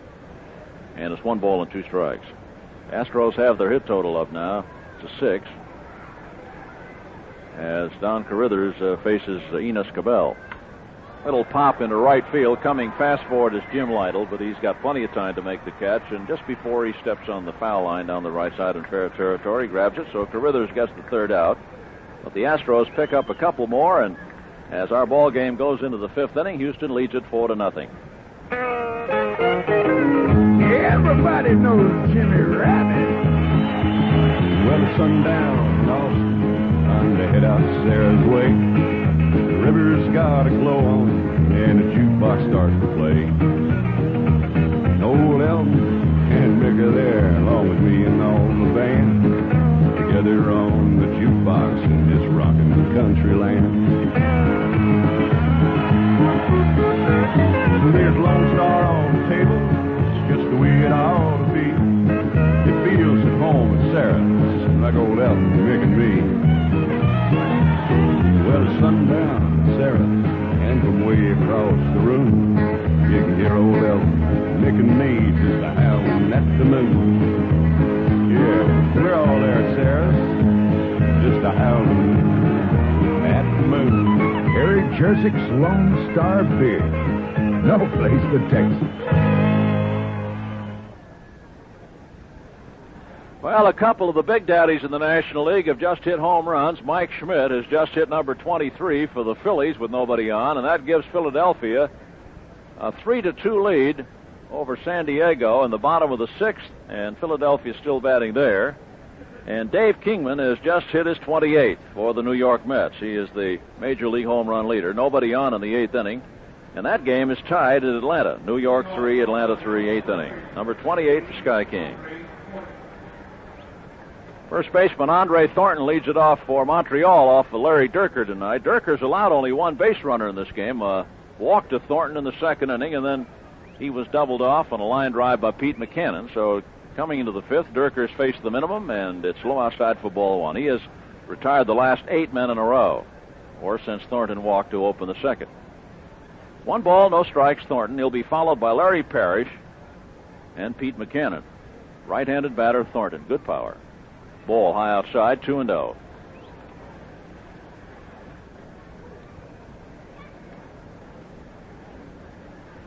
Outfield plays deep and around the left side. Infield is overshifted that way also for Thornton. Dierker gives him a strike. He takes that one at the letters, and it's 2-1. J.R. Richard goes tomorrow night in the 3rd game of the series. Clay Kirby will be working for Montreal. 6 hits, 4 runs. Nobody out, nobody on. 5th inning. No strikeout. Ball 2 and strike 1 on Andy Thornton. Late swing. He just blew that one right by him. Just got triggered a little bit too slow on that one. 2 balls and 2 strikes now on Thornton. Dierker, the only Houston National League pitcher to win 20 games in a season, and Larry did that in '69. That was the first year that Montreal was in the National League. They came on, as you'll recall, the same time that the Padres did. second expansion. 20-13 that year for Dirk. 2 balls, 2 strikes on lead hitter Andy Thornton. Pitch to him is a swing and a miss. He struck him out. That's the 3rd strikeout for Dierker tonight. He got Parrish in the 2nd, Stanhouse in the 3rd, and now he opens the 5th inning with a strikeout of Thornton. Here's Parrish again. 9 batters in a row. Gene, if they're wondering about that bird up there, Fidrich, he's into the 8th inning trailing 0-1, but there's something about him, I'll tell you in a moment, that might hold for him. All right, here's Parrish, right-handed batter, on the first pitch, low outside, ball 1. Fidrich has won 5 of his games in a row with 2 out and none on in the 9th inning. He'll need something like that now because it's 1-0 Kansas City in the 8th. And I'll bet you they got a full house there in Detroit. I'll bet they have. 1 ball, no strikes, and ball low outside. Fidrich trying to win his 9th in a row tonight. Won his first, lost his second, and then won 8 straight for his 9-1 record. And Doc Ellis is trying to win his 7th in a row tonight. He is tied with Chicago for the Yankees in the 6th, 1-1. Ball 2, no strikes on third baseman Larry Parrish. Ball high inside. He's behind on Parrish now. Dierker 3-0. Dierker, as you know, walked Thornton in the 2nd to lead off that inning, and that's the only base runner so far. Now he's down to the 3rd baseman with Pete Mackanin next. Score 4-0 Astros, top half of the 5th.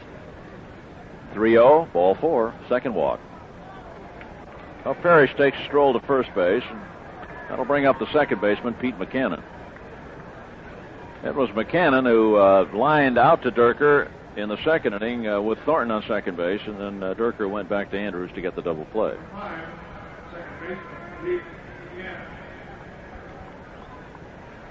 Mackanin, right-handed batter. Parrish, a pretty fair-sized lead away from Watson on first base. Mackanin takes it low outside, 1-0.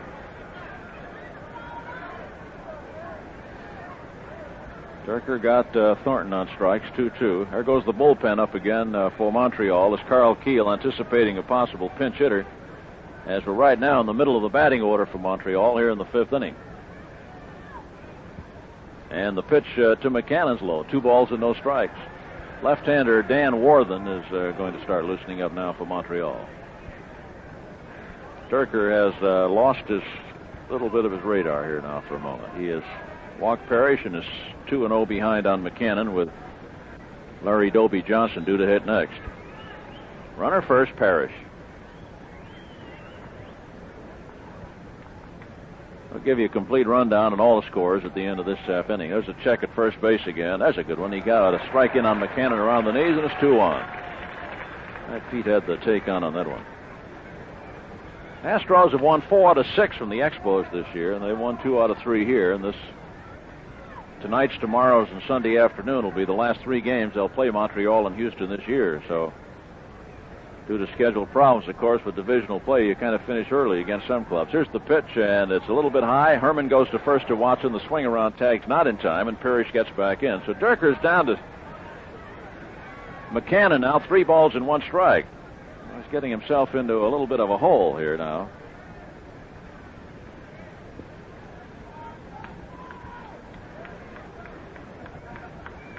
Astros got 2 runs in the 2nd, 2 more in the 4th for this 4-0 lead. And the 3-1 pitch into Mackanin. Ball 4. He has walked 2 in a row.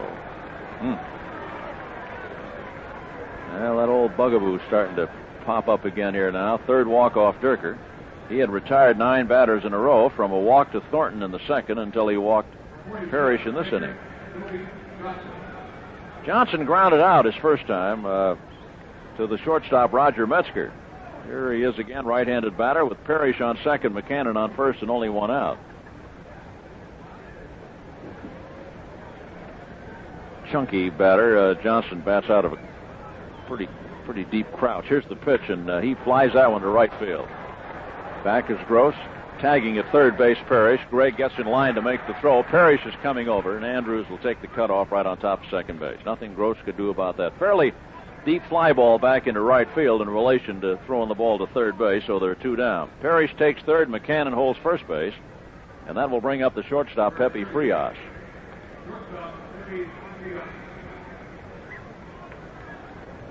Oh, the Expos, with 2 down and 2 on in the 5th, have had only 3 base runners tonight. Dierker has not given up a hit. 3 walks. Frias popped to short his first time.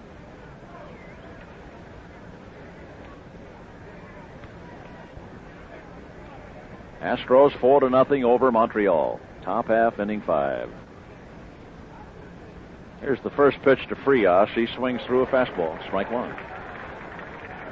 Good fastball by Larry, up a little bit on him that time. Strike 1.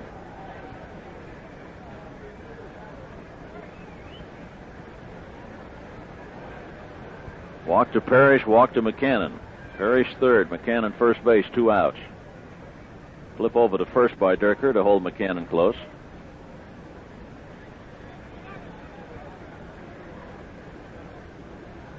One strike on the batter, Frias. Ball low, 1-1. They pull Frias. They're not overly deep for him. Johnson a little bit back and left, though.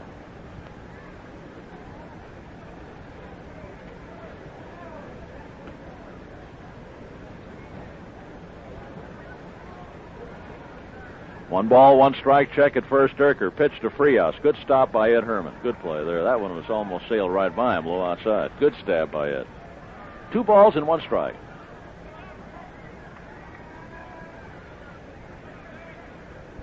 Well, the first trouble that Dierker's been in tonight, he did have Thornton on second base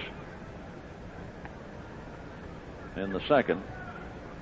Got out of that with a line drive double play, and now he has 2 on here, first and third. 2-1 pitch to Frias. Foul ball. I don't think there's a play. Watson over for it, though. Nope, that's way up into the seats back of the Houston dugout. Some younger fan got that one, and the older fan just disappeared. 2 balls, 2 strikes. So Dierker trying to get out of a spot here after issuing a couple of walks. Dierker gets the ball, but he wants another one from plate umpire John McSherry.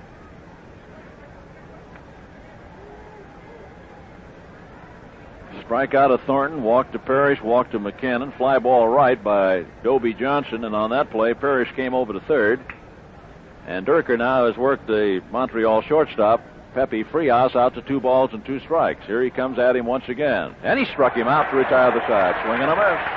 But Dierker keeps his no-hitter intact through 5 as he has struck out Pepe Frias, leaving the 2 walks on base. So nothing, no runs, no hits, no errors, 2 stranded. Let's take a quick check on the scoreboard now as the Astros will be batting in the bottom half of the 5th with a 4-0 lead. But Dierker keeps his no-hitter intact through 5 as he has struck out Pepe Frias, leaving the 2 walks on base.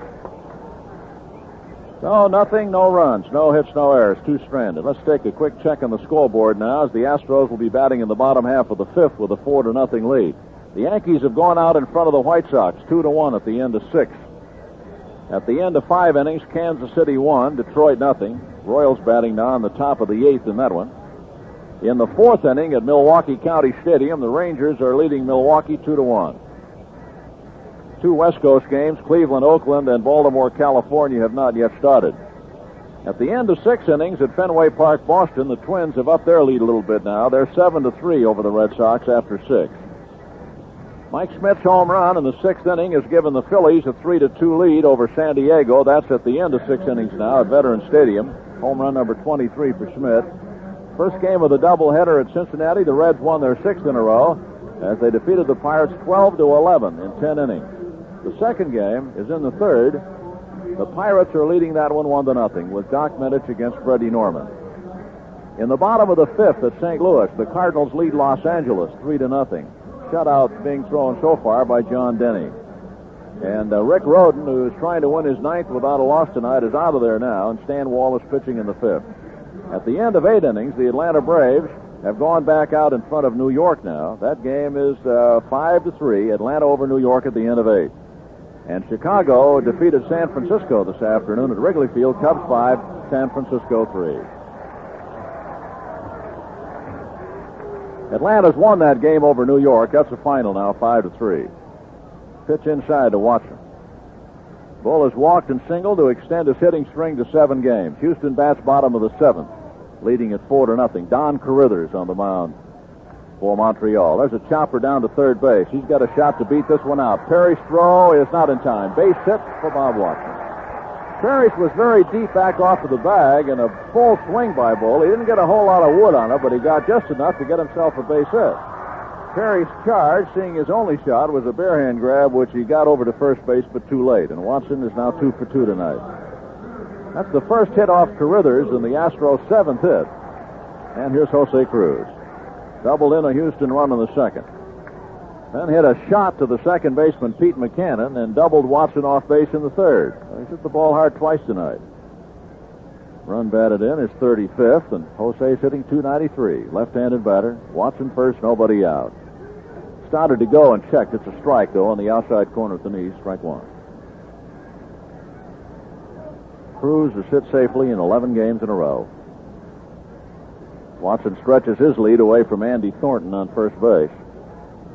Astros up 4-0 over Montreal, 5th inning.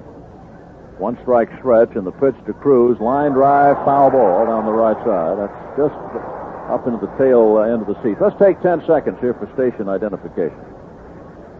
This is where you hear Houston Astros baseball.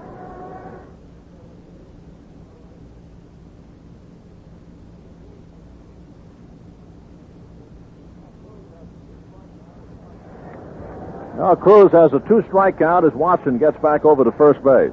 Clifford Johnson will be next. Stanhouse giving up all Houston runs tonight on 6 hits, 4 walks, and a wild pitch. Carruthers back into Cruz, too low. Pops away from the catcher, Dobie Johnson, a little bit up the left side. No move by Watson. 1 ball, 2 strikes.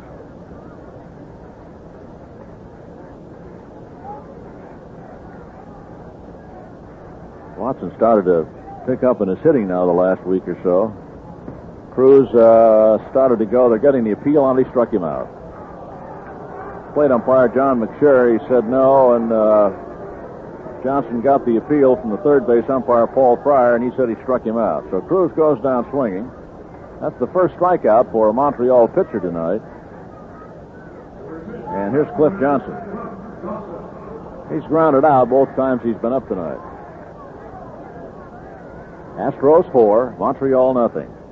Last half of the 5th inning. Expo outfield and infield shades way around the left side for Johnson. He tried to check and did. No, he did not. Now they get the appeal from the first base umpire. Johnson, a right-handed batter, and Art Williams said he didn't check on it, so that's a strike. 0-1, Cliff Johnson.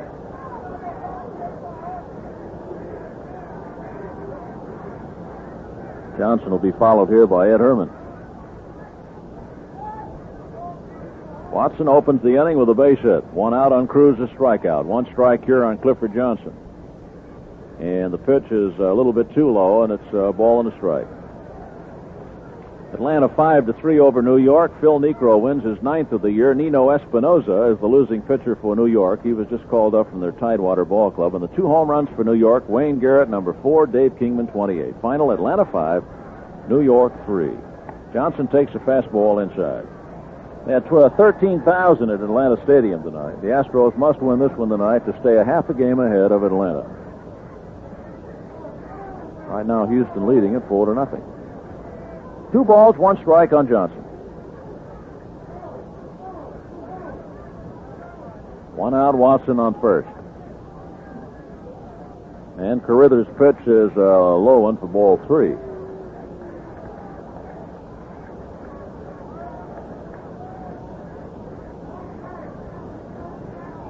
They were putting an overshift on Johnson last night, running 3 infielders between second and third, with Mackanin, a runner on first base, is not over. There goes Watson breaking on this one, swing and a miss. Johnson throws not in time. Steal for Bull. He went by the bag, but he grabbed it with that left hand, and Mackanin couldn't get the tag on it. So Watson steals second base on a swing and a miss by Johnson that brings the count out to 3 balls and 2 strikes.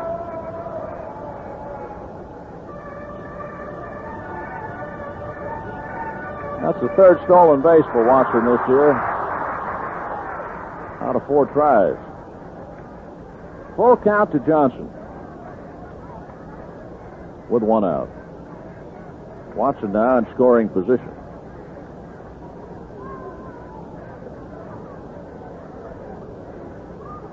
Carruthers into the ball game in the 4th.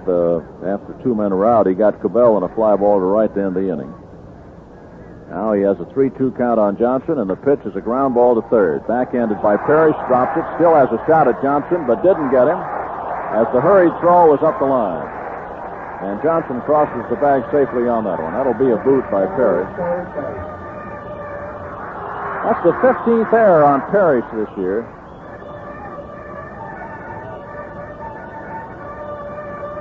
That's the second play that Parrish has made in this series that he has been that he has kicked for an error, and both of them gave you the indication that he was sort of playing the ball with a flourish and not concentrating very deeply on it. He could have made that play a little bit easier than that. Ed Herrmann takes a strike. Watson holding at second on that play at first base by Parrish. Expos now have been charged with their second error tonight. The first one on first baseman Andre Thornton on Gross's ground ball in the first. Runners first and second, 1 out. 1 strike on Herrmann, a walk and a home run tonight. And a little bit low inside, 1-1. Herrmann's homer, his first of the year, first in the National League. Roger Metzger waiting to bat next here in the bottom half of the 5th inning. Astros are leading it 4-0. Frias in behind Watson. That doesn't give Bull too big a lead with Herrmann, a lefty hitter up here. Carruthers' pitch is a foul ball right out in front of us here in the net. 1 ball, 2 strikes on Ed Herrmann. Rob Andrews, Jose Cruz, Ed Herrmann, and Larry Dierker have the runs batted in tonight. Andrews, Cruz, Herrmann, Dierker. Johnson first, Watson second. 1 out. 1 ball, 2 strikes on catcher Ed Herrmann. Watson stretches lead a bit now. Frias moves over to hold him a little bit close. Fastball high and outside. 2-2 to Herrmann. That home run by Herrmann is the 4th home run that Houston has hit off Monteal this year in 7 games.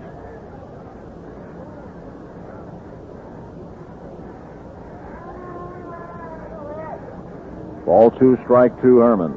And Carruthers' pitch to him changed up a little bit on him that time. Another foul back up in the net. So the count doesn't move. It's still 2-2. Don Stanhouse knocked out in the last inning. It was Herrmann's homer and a single by Metzger and a single by Andrews that did it. Right now, Carruthers working on Herrmann with Watson second and Johnson first, 1 out. Watson on a single and Johnson on an error. Now he's ready for the 2-2 pitch again to Herrmann, and he goes in the alley left center field, base hit. Watson will score, cut off by Mangual. Johnson comes to third, and Herrmann will hold it first with a single as Pepe Frias is the cutoff man. In left center field, the shortstop runs it back to the infield. Herrmann gets his second run batted in tonight, driving a single to left center field, scoring Watson. 2 hits and a run off Carruthers, and the Astros lead it 5-0. There goes the bullpen again for Montreal. Larry Johnson, the catcher, out to have a few words with Carruthers. And getting up in the bullpen now, right-hander Joe Kerrigan for Montreal. Here's Roger Metzger. He's walked and singled tonight. He sits safely in 8 games in a row. And now batting .245. Batting left here against Carruthers. Runners first and third. Swing and a foul. Little tap back over Larry Doby Johnson, said the Montreal catcher. Strike 1. Houston got 2 in the second. 2 more in the 4th. And 1 in here now in the 5th inning. With the chance to get some more, only 1 out, and Johnson on third. Herrmann first. Infield double play depth, and the pitch to Roger Metzger is way high. Fastball, 1-1. Metzger checks with Pacheco again now. Let's see what Mr. Verdon's sending down the line to him.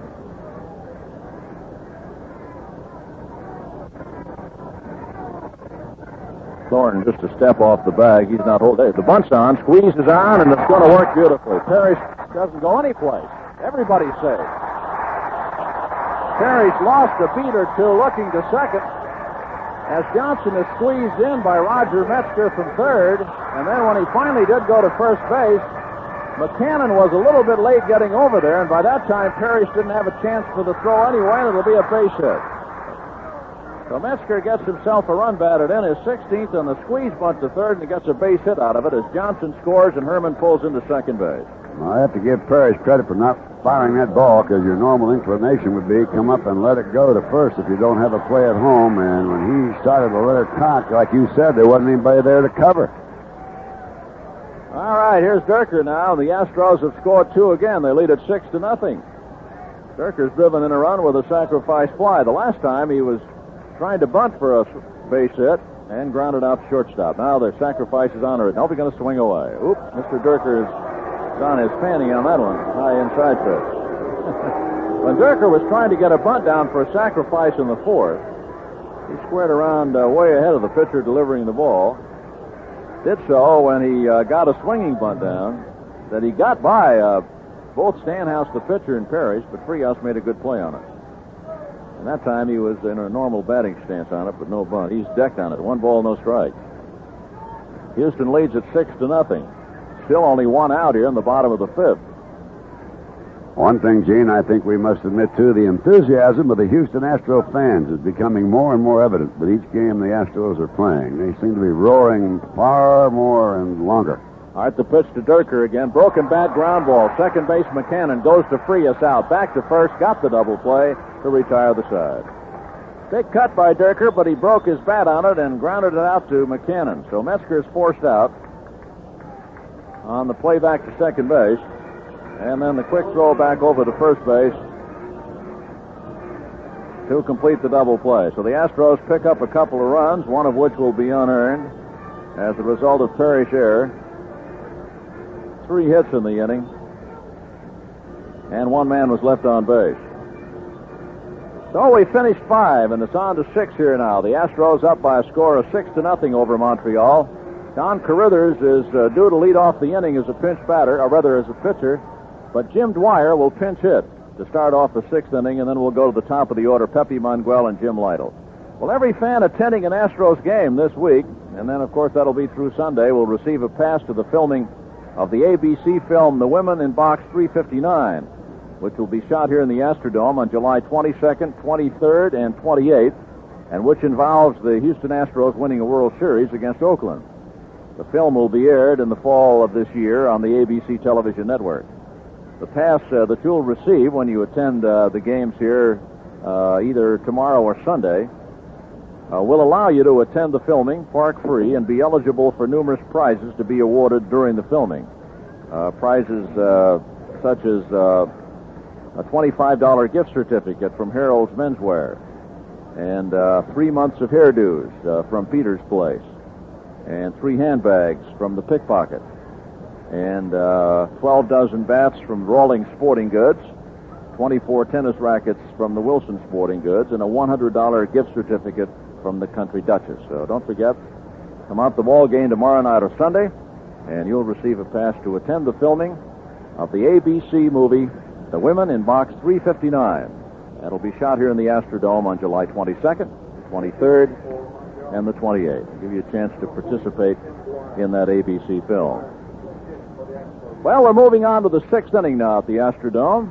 Score is Houston 6 and Montreal nothing, and here again is Bob Prince. Okay, Gene, thanks very much, and hello again, everybody. One other thing that we told you earlier, when you're out here, you'll be able to see Hugh O'Brien, Janet Leigh, Michael Parks, Linda Day George, Karen Valentine, Larry Mahan, Nancy Kelly, Bruce Boxleitner, and Tamara Dobson. So just a few of the stars that'll be aboard, and we'll undoubtedly have them up here in the booth, too, a little later on. You'll be able to talk with them or listen to them. Lots of folks here tonight in the groups. Special Skybox welcome to Texas Commerce Bank of Houston, and also to the Rainbow Skybox up there, Joanne and Jonah Jones of Minneapolis, Minnesota. Great way to attend Houston Astro ball games. Now stepping in, pinch batter, Jim Dwyer, batting at 195, left-hand batter. Another thing going here is a no-hitter. Ball outside through 5. He's walked 3, but no hits thus far by Dierker. 1 ball, no strikes. Dwyer, then Mangual, then Lytle. Dwyer batting for the pitcher. Then takes a strike. The Ritters went 1 1/3, 1 run, 1 unearned run, 3 hits, 1 strikeout, no walks. Dan Warben, a left-hander out of Omaha, Nebraska, is listening. Ball 1, strike 1 here to Dwyer. Jim Dwyer. Dierker gets the sign from Eddie Herrmann. He's outside. Other groups here tonight, 50-50 Sunday School class, North End United Methodist Church of Beaumont, Texas. Texas planting seed of Bryan, Texas, 90 strong. 210 students from Crystal City School District, Title I, Migrant Summer Program for Crystal City, Texas. Here, Rudin. Ball outside, it's 3-1. Get in touch with Buddy Hankin, our Lowell Pass. He'll get you straightened around. He'll be in here with us. Call here, 748-4500. Get our group sales department. Great way to have a good time, and you might be looking forward to that Texas weekend. Here's the 3-1 pitch. Fly ball bloop left field, coming fast Johnson. And it's Ed Cruz instead that makes the grab. I thought that had a chance to drop in. Thank goodness it didn't. Here's Pepe Mangual. He lined out to right field. He bounced out to third. 6-0 on a no-hitter by Dierker in the 6th inning. More people here in the group order. Wonder Life Corporation of America. Oxford and Chemical of Baytown, Texas. Sigma Chi Fraternity from Lamar University of Beaumont. The Bankers and the Rotary Dixie League teams from Jasper, Texas here. 6-0. Houston, 1 out and none on. Mangual the batter. Outfield around to the left. Dierker kicks, comes down, throws a strike. Astros extend a special welcome to the 2,000 of the All-Star Southern Farm Bureau insurance companies that are here. Big crowd on hand tonight.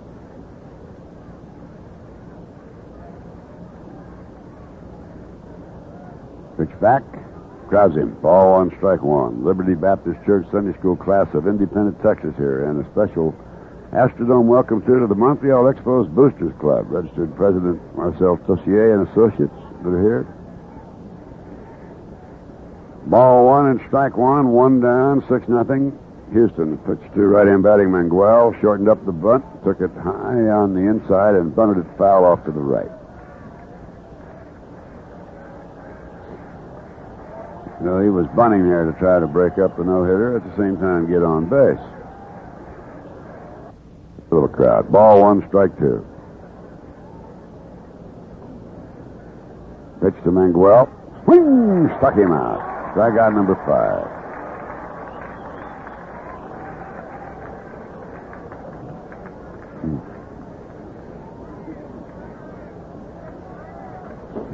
Here's Lytle. Now, most any time you have a no-hitter going, you need a tough play somewhere along the line. It's been 1 or 2, but the real outstanding one was on Lytle by Robbie Andrews. It's really lucky if you can pitch a no-hitter. You have to be good, but you have to have some things happen in your behavior, in your favor. You missed it earlier. Gilbert Rondon put on 21-day disabled list. Tendinitis in the arm. Leaves us a man short, and we'll know who that'll be later on when we resume play after the All-Star game, I would suspect. There's a chop slowly hit up toward Metzger. Comes on fast and throws and gets Lytle by a Nance eyelash. And thus the no-hitter for Dierker through 6 innings. And we go to the bottom of the 6th on top, 6-0. The best-looking bat in the rack. That's what people say when they see the Centennial bat, modeled after the 1876 bottle bat. And if you're a baseball player, you just have to pick it up and take a swing or two. On Friday, July 23rd, the first 10,000 youngsters 14 and under attending the Astros-Giants game will receive this bat absolutely free, courtesy of the Rainbow Baking Company. That's on Bat Night, July 23rd, when the Astros meet the San Francisco Giants.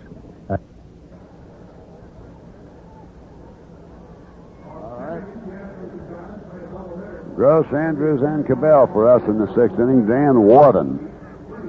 Warden is 1-8 on the year. He's had his problems pitching-wise, obviously, but he was an outstanding athlete in high school and could have gone to most any college he wanted to.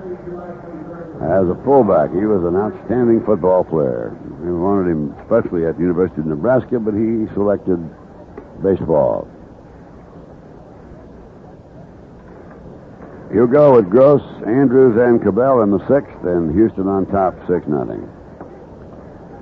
No attendance figures yet, but Kansas City beat Fidrich 1-0, but I have to believe that there would be one whale of a crowd in Detroit. It'll move off the wire a little later on. Leonard is 9-3. Fidrich will be 9-2, and will have been stopped at 8 straight victories. Doc Elliott signed for his 7th straight, leading 2-1 in the 7 at New York against Chicago. Gar homered there. Gross fouls down the left line off the left-hander.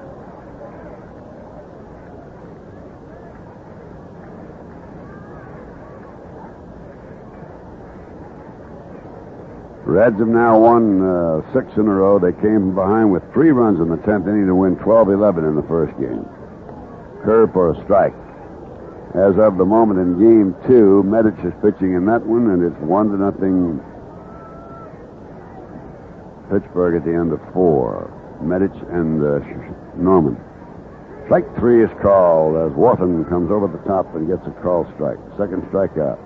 Rob Andrews, 1 hit in 3 at-bats, single, driving in a big run back in the 4th inning. It's made the outstanding fielding play, I think, to preserve Dierker's no-hitter going through 6. When he went far to his right and sucked up a ball hit by Jim Lyttle and threw him out. Cliff Johnson made a fine play, too, on a fly ball to left by Jorgensen. He ran far to his right to haul it in. Andrews takes a strike from Dan. 1 out and none on. 6-0, 6th inning. Couple of things going. We're winning. On top of that, we have a no-hitter by Dierker. Bounced up toward third. It'll curl out foul. 0-2. Cardinals are beating now the Dodgers 3-1 at the end of 6.5. If that holds, and the Reds should win 2 against Pittsburgh, and the Phillies win, there'll be a couple of races. Won't be over by any stretch of the imagination, but somebody will have been bruised badly before the All-Star break. A ball, 1-2. Right now, none of us can afford to let Cincinnati get too far ahead in the West. And certainly the Pirates can't let Phillies draw up at 10 or 12 in front of them. Ball 1 and strike 2 here to Andrews. Curve missed by inside corner, 2-2. Minnesota bats in the 9th. They lead the Bo Sox 7-6. You missed it earlier. We're sorry to report, and Sid Schlenker expresses the deep sorrow of the Houston organization of the passing of Red Sox owner Tom Yaki. Broken bat, little bloop, going to dump in there for a base hit for Robbie Andrews. Well, this Fidrich is something else. Here's the line score. It took a 4-hitter to beat him, 1-0. And 51,041 looked on in Detroit. 51,041. He draws them. Here's Enos Cabell now, 1 for 3. Both of his losses have been shutouts. His first loss was 2-0 Luis Tion. And now this one tonight.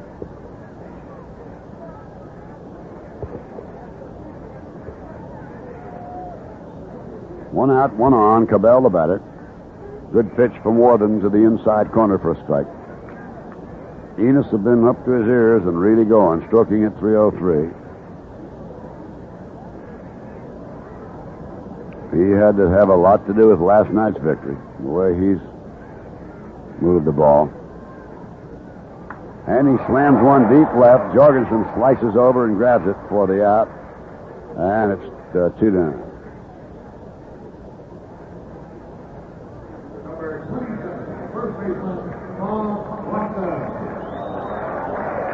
A mind's eye. Cabell putting wood to the ball, but hit it right at the left fielder, Jorgensen. Now Watson, who has a 7-game batting streak. In effect, walked, scored, singled twice, scored a run, scored 2 runs, and stole a base. 2 down. Leading the runner off first is Andrews. Dan Worthen works a strike to the inside corner.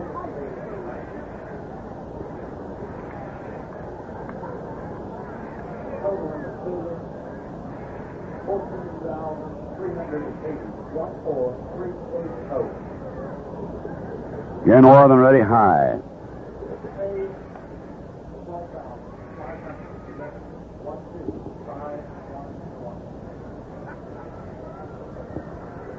Ball 1 and strike 1. Check it first, the pitch. High fly left field coming up Jorgensen. Didn't get enough wood on it. And that'll put us down. We have finished 6 innings before 14,380 fans here tonight. And on top, at the end of 6 0. Drive a Chevy and believe, drive a Chevy and believe. It's a lot of car for the money. Chevy Nova is a little bigger small car for the money.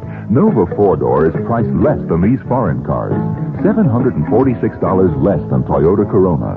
$466 less than Datsun 710. $752 less than VW Rabbit, based on a comparison of manufacturers' suggested retail prices for 4-door models. Drive a Chevy and believe, and believe, and believe. Most small foreign cars hold only 4 passengers. Chevy Nova holds 6. And it's rated at 26 miles per gallon EPA highway estimate, 18 city, with standard 6-cylinder engine, 3-speed manual transmission, and 2.73 rear axle. Actual mileage may vary. Be sure you get all the small car you can for your money. Drive a Chevy and believe, and believe. Drive a Chevy and believe. It's a lot of cars for the money.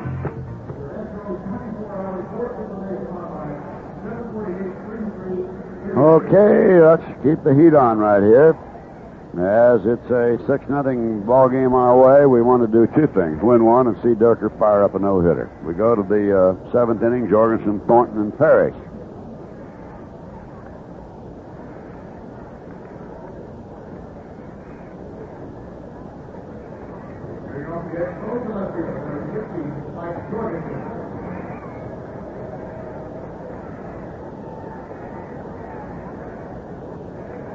Jorgensen went out first base to pitcher and flied out to left field. Straight away in the outfield to him. High fly, center field, deep. Cruz back, has room, I think. Back on the warning track, got it, and bounces off the boards. Straight away, 400 feet, grabbed it, bounces off the board. Here's Thornton. Drew a walk, struck out. 1 out, no hitter. 6-0. 7th inning, and the 6th belongs to our Houston Astros. Thornton. Right-hand batter. Outfield swings deep left. Cabell tightens up the line at third. Throwing a strike is Dierker.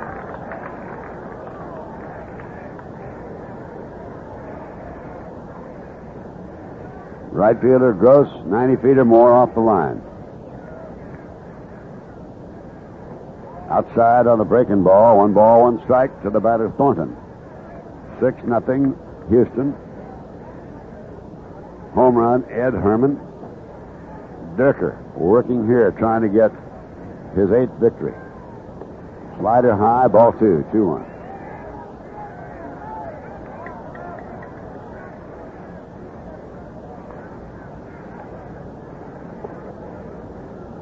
Ball 2, strike 1. Andy Thornton waiting. Here's the pitch. Foul back off a sliding type of delivery. Ball 2, strike 2. Milwaukee into 5 leads Texas 4-2. Yankees beat Chicago White Sox 2-1. Doc Ellis has won 7 in a row or maybe 8 in a row. We'll find out. 2-2. Right now, the big story is right here in the dome. 2-2 pitch. Down outside. 7 in a row, Gene tells me, for Doc Ellis. Ball 3 and strike 2.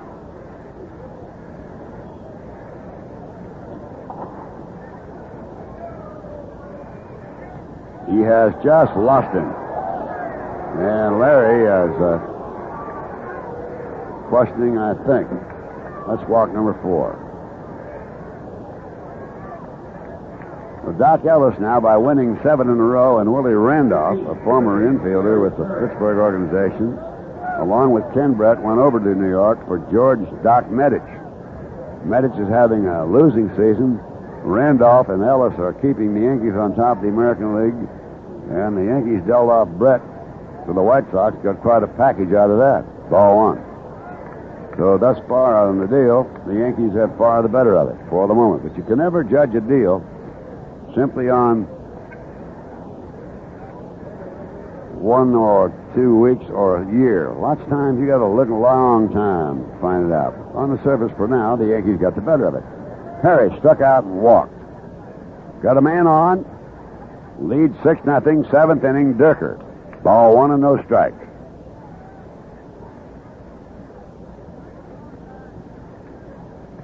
Breaking ball to the outside corner.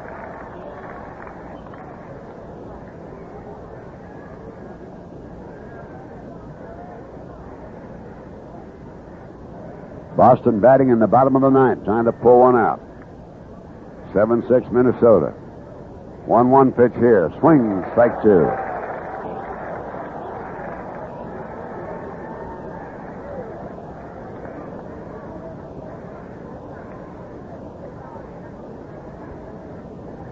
One ball, 2 strikes.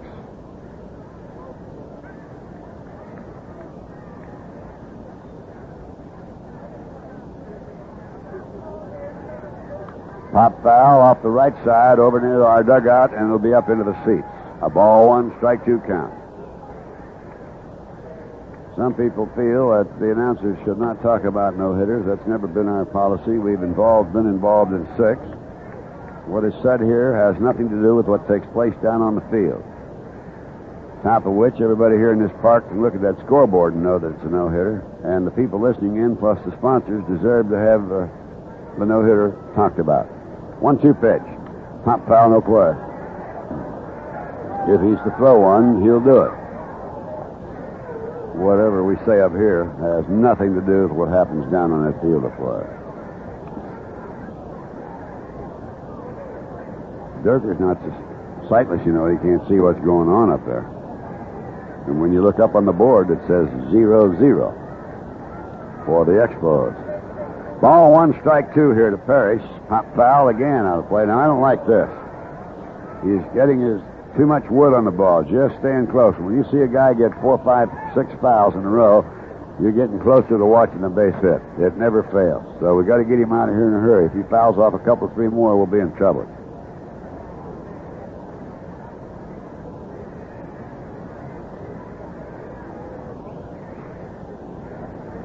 Larry Parrish. Houston leading 6-0, 1 down, 1 on, 7th inning, Dierker. Ball 1 and strike 2 to Parrish. Bounce toward third. Cabell comes up. He'll go to second for 1. They go to first. High. They'll not get him. If they're able to keep the throw down, they got a double play. But I'll tell you one thing. Thornton really rode in there hard to take Andrews out of the play. That's what made the throw go up high. Otherwise, they had him doubled up. So put a 5-4 play on Thornton.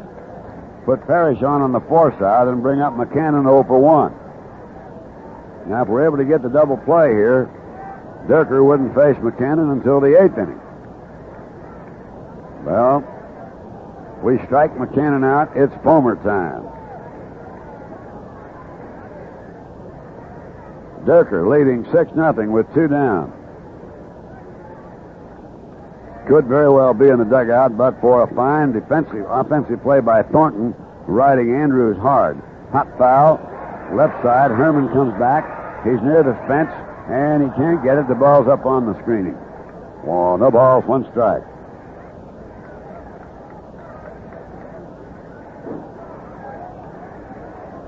Jorgensen, fly to center.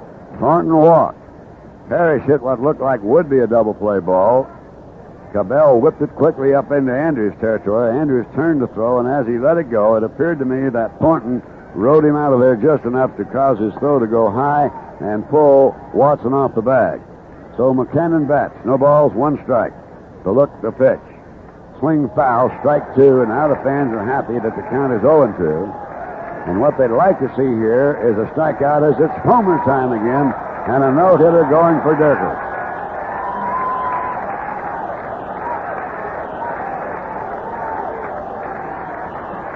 Seventh inning. Here's the 0-2 pitch. Outside, they just missed, and Dierker started to walk off the mound, and the fans are booing the umpire. They thought they had strike 3. Everybody in the infield started to go, and all the fans got up and shouted for Sudsville. The light is still lit. Here's the pitch. Pop up, first base side, down the line, no play, foul. Still time if they can get one off. Ball 1 and strike 2. The fans are unhappy with the umpire. I think they felt they had him struck out, Gene. It was a close pitch. This guy's a good umpire, though. Well, they were all making their moves. Yep. Here we are, pitch. Struck him out. Now, I don't know if it's a bummer or not. The light just went out. Everybody's going back. It better be. I guess it better be is right. We got a no-hitter going and everybody leaving here. He struck him out just as the light went out. So I'm not going to get involved in this one. I'm going to go with it, Gene, what Gene says. It is a bummer. They have announced it. And that's the best thing they did, because I think if they didn't, they would have dismantled this ballpark. Yeah, that would have been the end of the dome, right there. Strikeout number 6. Homer time works. On top of that, at the end of 7, we got a no-hitter. And we're leading, more than importantly, 6-0. Saturday, August 14th, the Pirates are in town. That'll be designated Mother's Family Day. Regular admission price $3.50. You get Mother's Day family reserve seat tickets at $1.75. For each ticket order, the customer has to have proof of purchase, which may be found on any package of Mother's cookies. There'll be no limit to the number of tickets a person may order, but there must be a proof of purchase and $1.75 for each and every ticket ordered. So we hope that you'll be out here on that date, Saturday, August 14th, Mother's Family Day. Now let's listen to June Terry sing here this song with everybody else, America the Beautiful. Majesty above thy fruited plain, America, America, God shed his grace on thee, and crown thy good with brotherhood from sea to shining sea.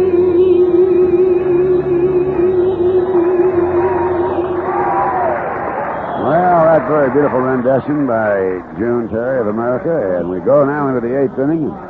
We got a no-hitter working here into the bottom of the 7th, and there's a line, one hopper down to short, safe.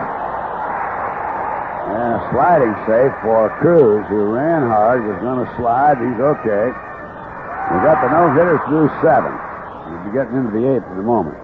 Let's see if we can get a more point or two up here. Good base hit try there by Cruz. He gets a single on a chopping single to the left side of the diamond. Here's Johnson now. 0-4-3, but scored a run getting on an error in the 5th inning. We still have a Fomer going. We got Mackanin on a strikeout. We can head for Sudsville right now if we can hit one out of here. Now, Johnson's going to change bats. Better get in there, Clip, or you're going to find these folks aren't going to like you. Come on, Doo-Doo. Step up smartly. Dan Warden.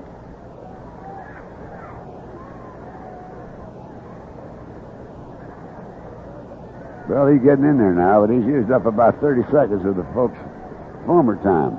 They don't like that. A strike. Philadelphia beats San Diego 4-3, so right now they've gained the game on Pittsburgh, who lost in unbelievable fashion 12-11 in the first of a doubleheader, but trailed 0-1 and 4.5 in the second game. Throw to first base.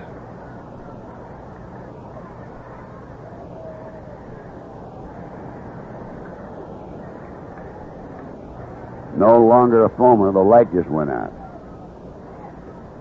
Well, you go throwing over there the first couple times, you get it back on, Worthing.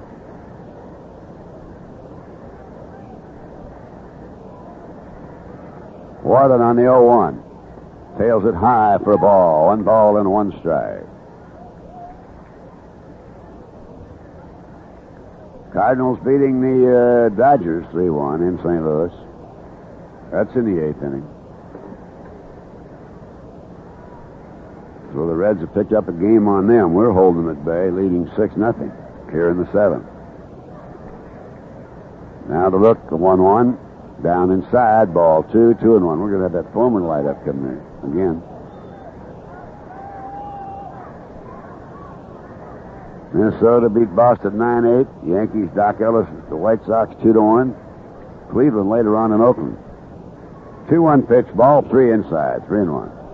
Baltimore's in California later on. There's the light on. The former night again. The Bird Fidrich lost 1-0 on a 4-hitter for Kansas City.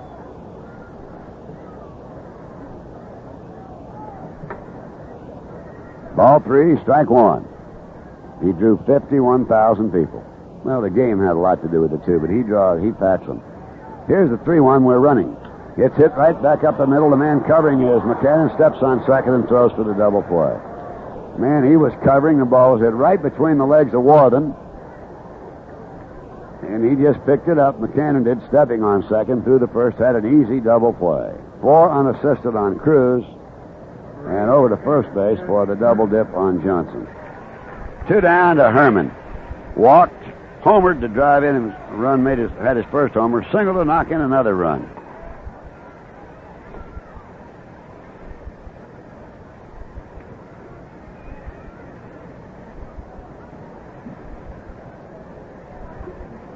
One ball to Ed. Foul back. 2 down and nobody on, and we're on top here 6-0 on a no-hitter by Larry Dierker in the 7th inning. Looking ahead now, the last 2 innings, he has Johnson and Pepe Frias in a pinch batter, then the head of the order, Mangual, Lytle, and Jorgensen in the 9th. If he's able to go for the no-hitter, that's what he has to do. He has to get rid of those guys, plus whatever pinch hitting efforts are put up by manager Carl Keogh. Ball 2 and strike 1. Ed Herrmann. Popped him up. And it'll be Mackanin. And the side is retired. No runs and 1 hit, no errors, none left. End of 7. We're leading on a no-hitter by Dierker, 6-0. Now, here's Calico. Riding down the highway singing songs I used to know. Houston, Dallas, Fort Worth town, headed on to El Paso. And up the corner around the bend, see an old familiar sign. So I pull the reins to slow her down, 'cause I know it's Lone Star time. So I walk right in and say, howdy neighbors, hands me my long-neck friend. It's been a long hot day out on the road, like when the West began. So I dip the waitress and give a smile, time to hit the rack. But before I leave, I think I'll have just one more gold 6-pack to go.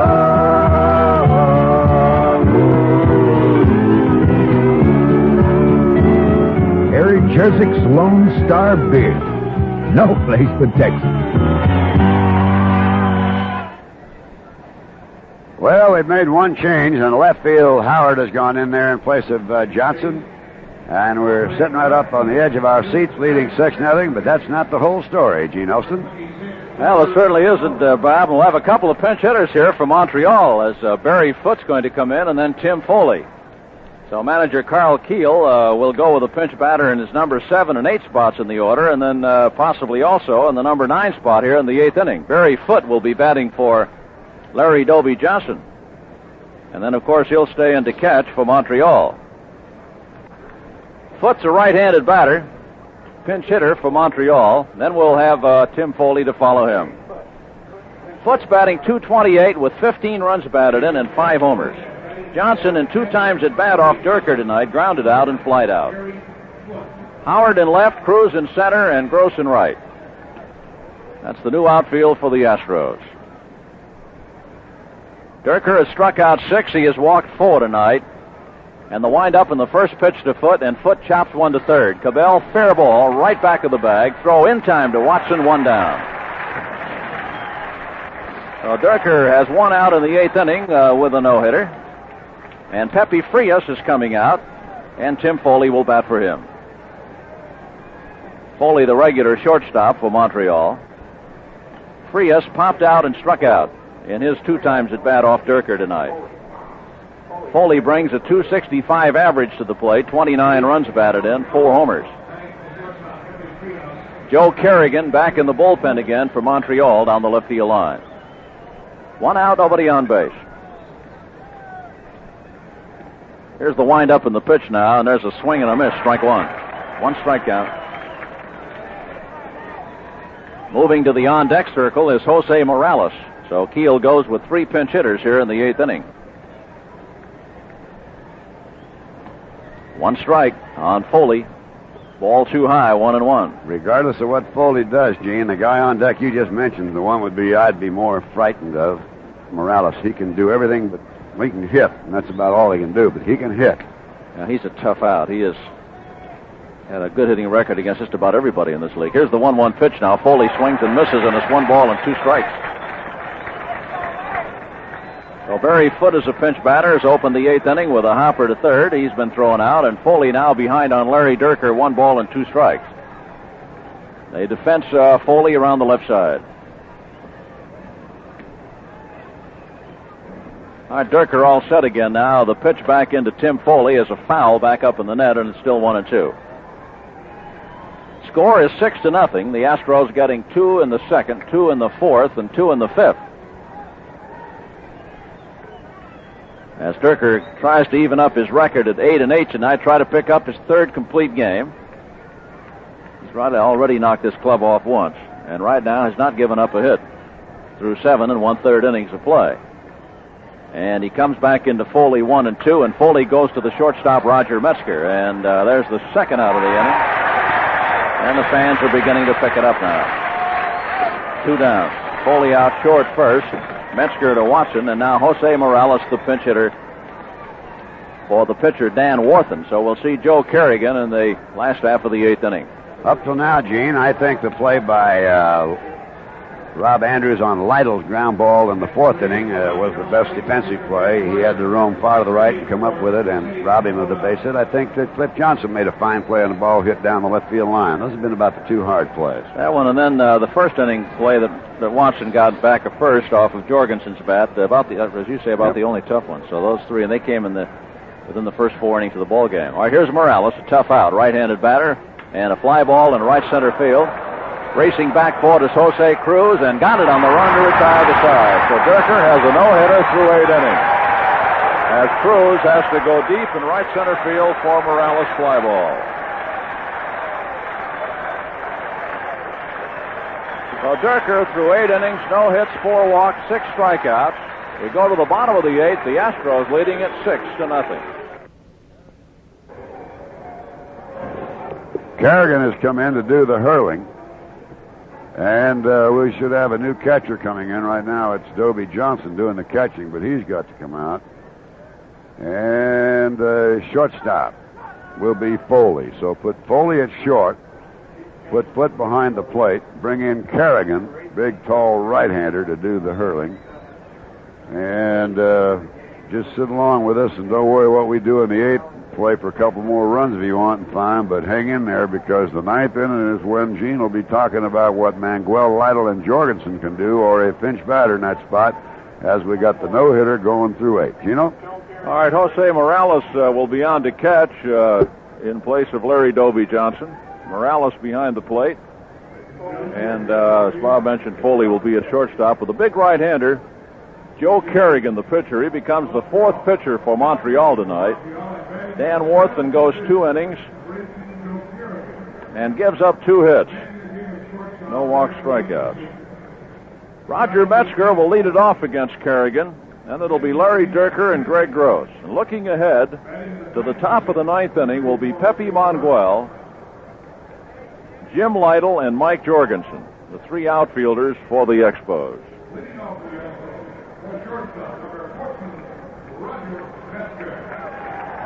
Kerrigan becomes the 4th Monteal pitcher tonight.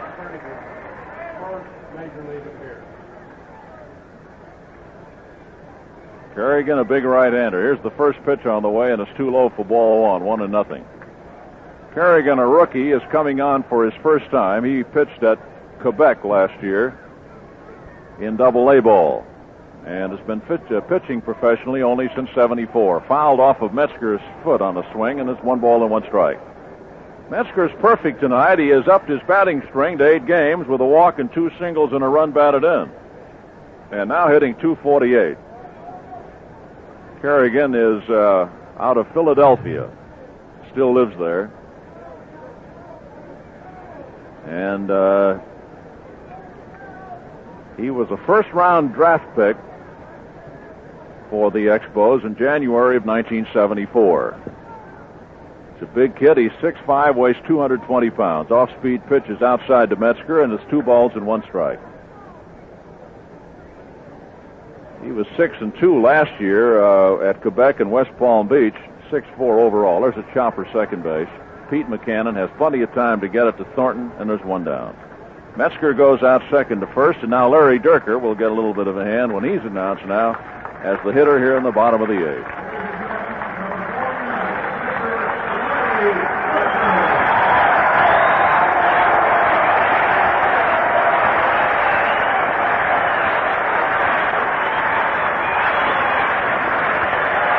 Standing ovation. So they all know what's going on. There's no doubt about that. Well, Dierker tonight has driven in a run with a sacrifice fly ball. Officially is 0 for 2. Swing and a miss, strike 1. 1 out, nobody on. Greg Gross will be next. Joe Kerrigan, big right-hander. There's an off-speed pitch. He takes that one for a strike. And it's 0-2.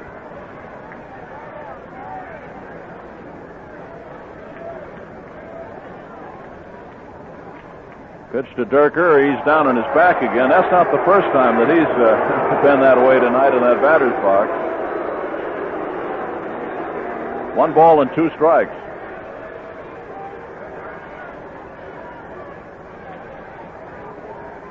So Dierker will be coming out in the 9th inning to face Mangual, Lytle, and Jorgensen. He has a no-hitter through 8 innings. Right now trying to get through this time at bat. 1 out on Metzger's ground ball, and Larry now 1 ball and 2 strikes.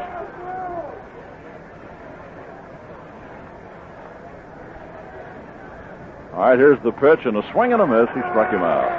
That's only the 2nd strikeout by Monteal pitching tonight. 2 away. Here's Gross. Cruz struck out back in the 5th inning on an appeal play.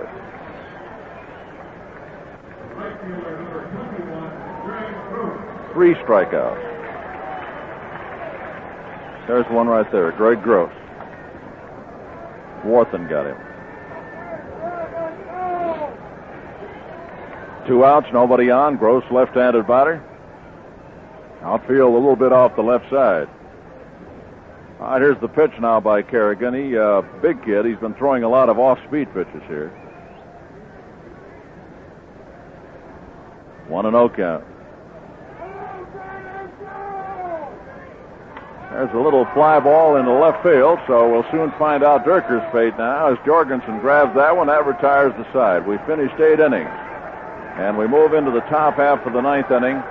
Dierker with a no-hitter. Astros lead it 6-0.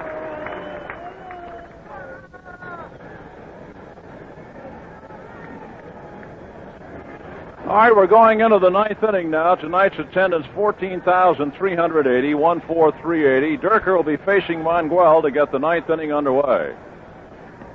Larry Dierker has never pitched a no-hitter in the big leagues. He came close once in 1969 against the Atlanta Braves. At Atlanta, he pitched 8 2/3 innings of no-hit ball before the first Brave got a hit in that one. That's the closest he's come. That's getting pretty close. And then he lost that ball game eventually. Went into extra innings. Here's Mangual. He's been up 3 times, struck out once. Well, I know one thing. He's not going to lose this ball game. He might lose the no-hitter. He won't lose the ball game. Here's the pitch, and Mangual takes a strike. Low pass is set up with Bobby Green down below. If he throws it, we'll be talking to him, and then you and I can work our way down there through the pandemonium. And let's get the no-hitter first. All right, Dierker still got 3 outs to go here. We're in the top of the 9th inning. 1 strike on Pepe Mangual. Strike 2 called. Pepe took a good slider up around the letters on the outside corner. 0-2 count on Mangual. There's not been a no-hitter in the Astrodome since 1967 when Don Wilson no-hitted the Atlanta Braves. Ended that game by striking out Henry Aaron. 0-2. Pitch to Mangual. Up a little bit, 1 ball, 2 strikes. The last no-hitter pitched by a Houston pitcher was by Don Wilson at Crosley Field in Cincinnati in 1969. There have been 4 such games pitched in Houston history. Still nobody out here in the 9th inning. 1-2 pitch, Mangual. He's got him, struck him out, 1 away. Mangual goes down swinging. That's 1. I think we can say here safely, Gene, a lot of people sometimes are critical of announcers that announce no-hitters. There have been those who felt they should not. But I know you join me in saying that, after all, the fans here know it, the ball players know it, and the fans listening in and the people that sponsor the games are entitled to know that everybody is throwing a no-hitter. Well, Larry's got 2 to go. Lytle has been up 3 times tonight. Here's the pitch to Lytle, high and outside. It was Lytle who hit the ground ball that Bob mentioned last inning. The toughest play in the ball game. So far defensively, a great play made by Rob Andrews in the 4th inning to throw Lytle out at first base. 1 out, nobody on. Dierker has now gone 8 1/3 innings. The left-handed batter Lytle takes it high outside. 2 balls, no strikes. 2-0.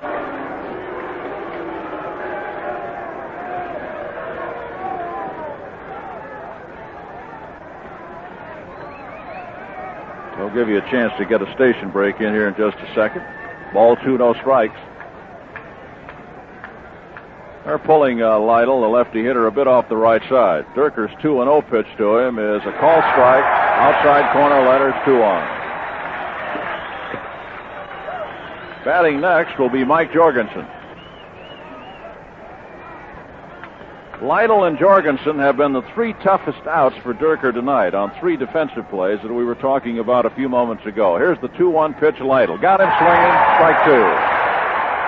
Pass ball up a little bit. 2 balls, 2 strikes on Jim Lytle. The FCC regulations say that you do not have to interrupt anything which is important to get a station break in. And I'd have to say right now this is one of those times.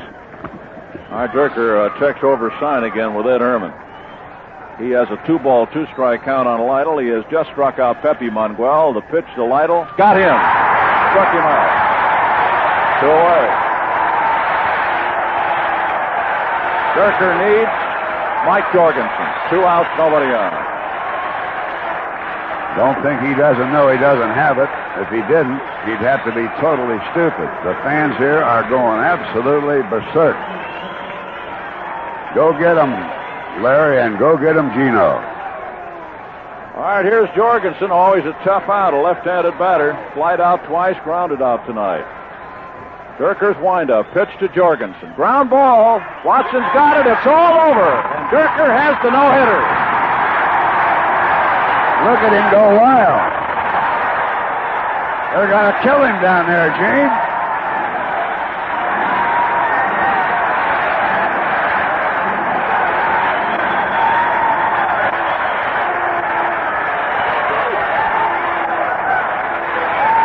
They're absolutely mobbing him down there. They won't let him get off the field. His own teammates are pummeling him half to death.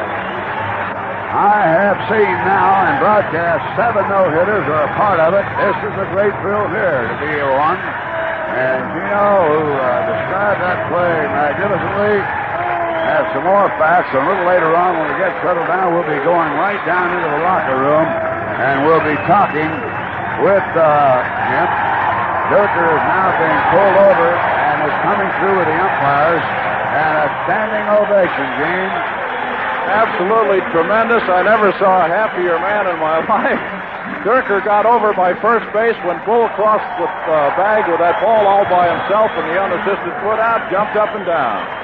He is absolutely out of his mind. Lowell has him down in the field now. Lowell, if you can hear us, come in.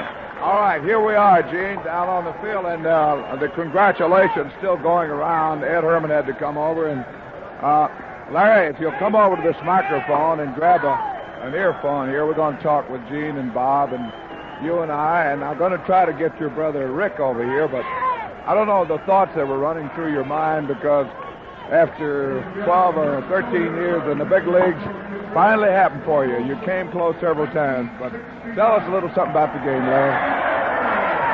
I don't know, Lois. Not much to say. I'm really happy right now. In fact, I don't even think I've really realized the full effect of what I've done yet, but I started out determined to try to have a little better control, because I haven't had real good control in my last few starts, and I ended up towards the end just throwing as hard as I could.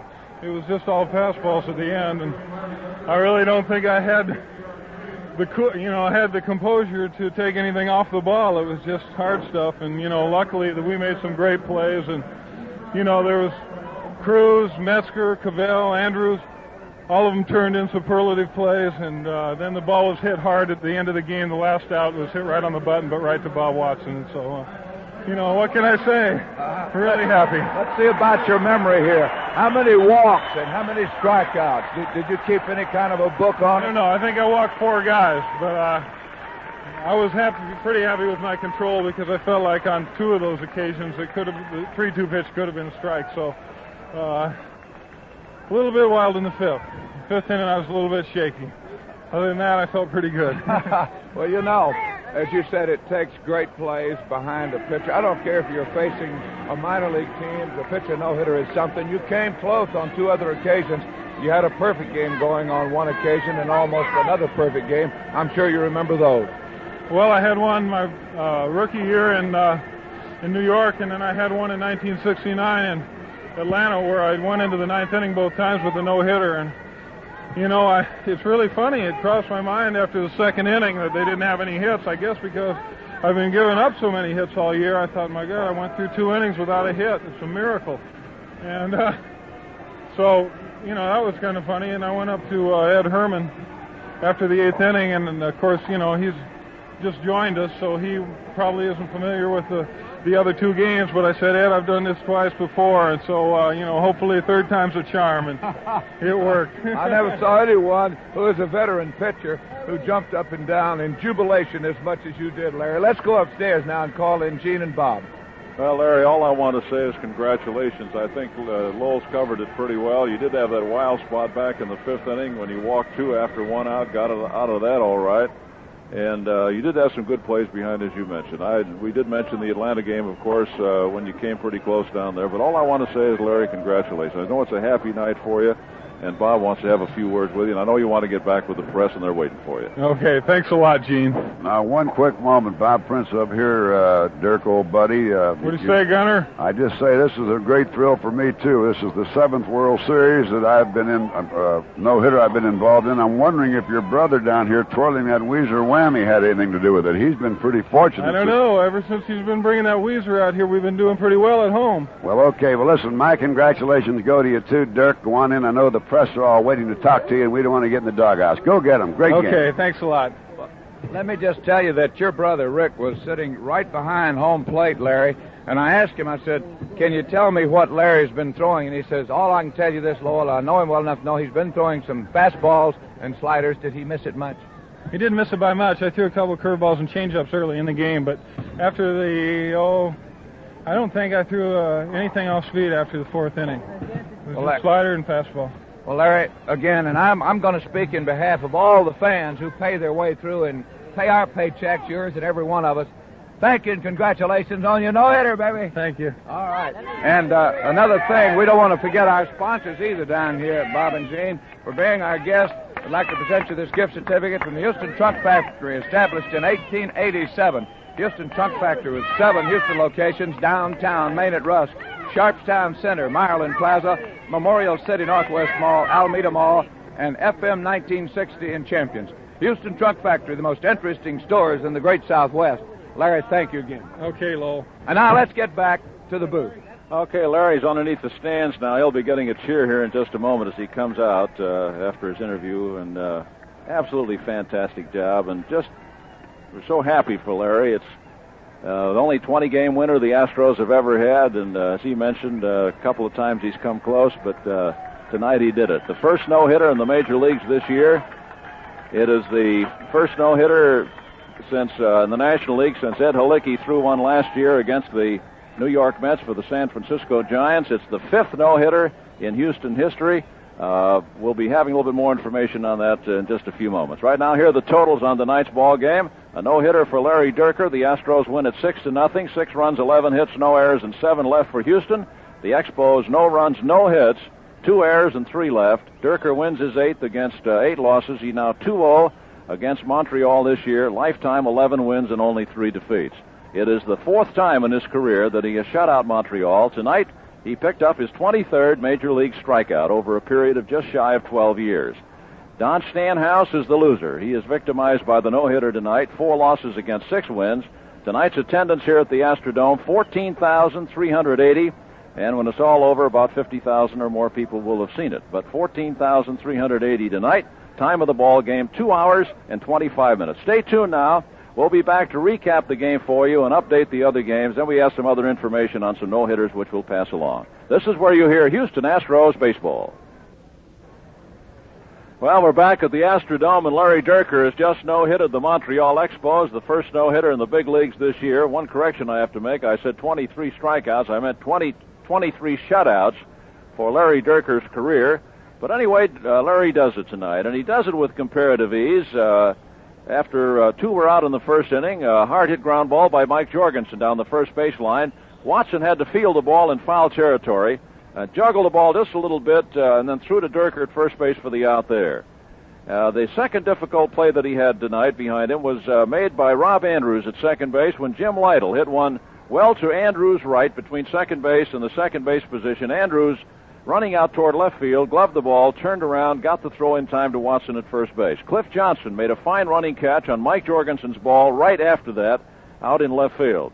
And then the other one was a long run in the 7th inning, rather in the 8th inning by Jose Cruz when he had to range way back in right center field on the long fly ball hit by pinch hitter Jose Morales. Otherwise, it was a soft touch for Dierker tonight. He struck out 8 and he walked 4. This is the 5th no-hitter in Houston history. Don Notabart got the first one against the Philadelphia Phillies in 1963. Then Ken Johnson pitched that historic no-hitter against the Cincinnati Reds in 1964, a game that he lost by a score of 1-0. Don Wilson then pitched the first no-hitter in the Astrodome in 1967 when he no-hitted the Atlanta Braves, and that I remember that one very well. He struck out Henry Aaron to win that ball game. And then Wilson came back 2 years later in 1969 when he pitched a no-hitter against Cincinnati again. That was at Old Crosley Field in Cincinnati. And that followed one day after Jim Maloney had pitched a no-hitter against Houston. So 2 days in a row we saw no-hitters. April 30th, Maloney no-hitted the Astros, and then May 1st, Wilson came back to no-hit the Cincinnati Reds. Now, there have been only 2 no-hitters pitched against Houston. The other one was by Juan Marichal of San Francisco in 1963. Ironically, this is the first time that Montreal has ever been had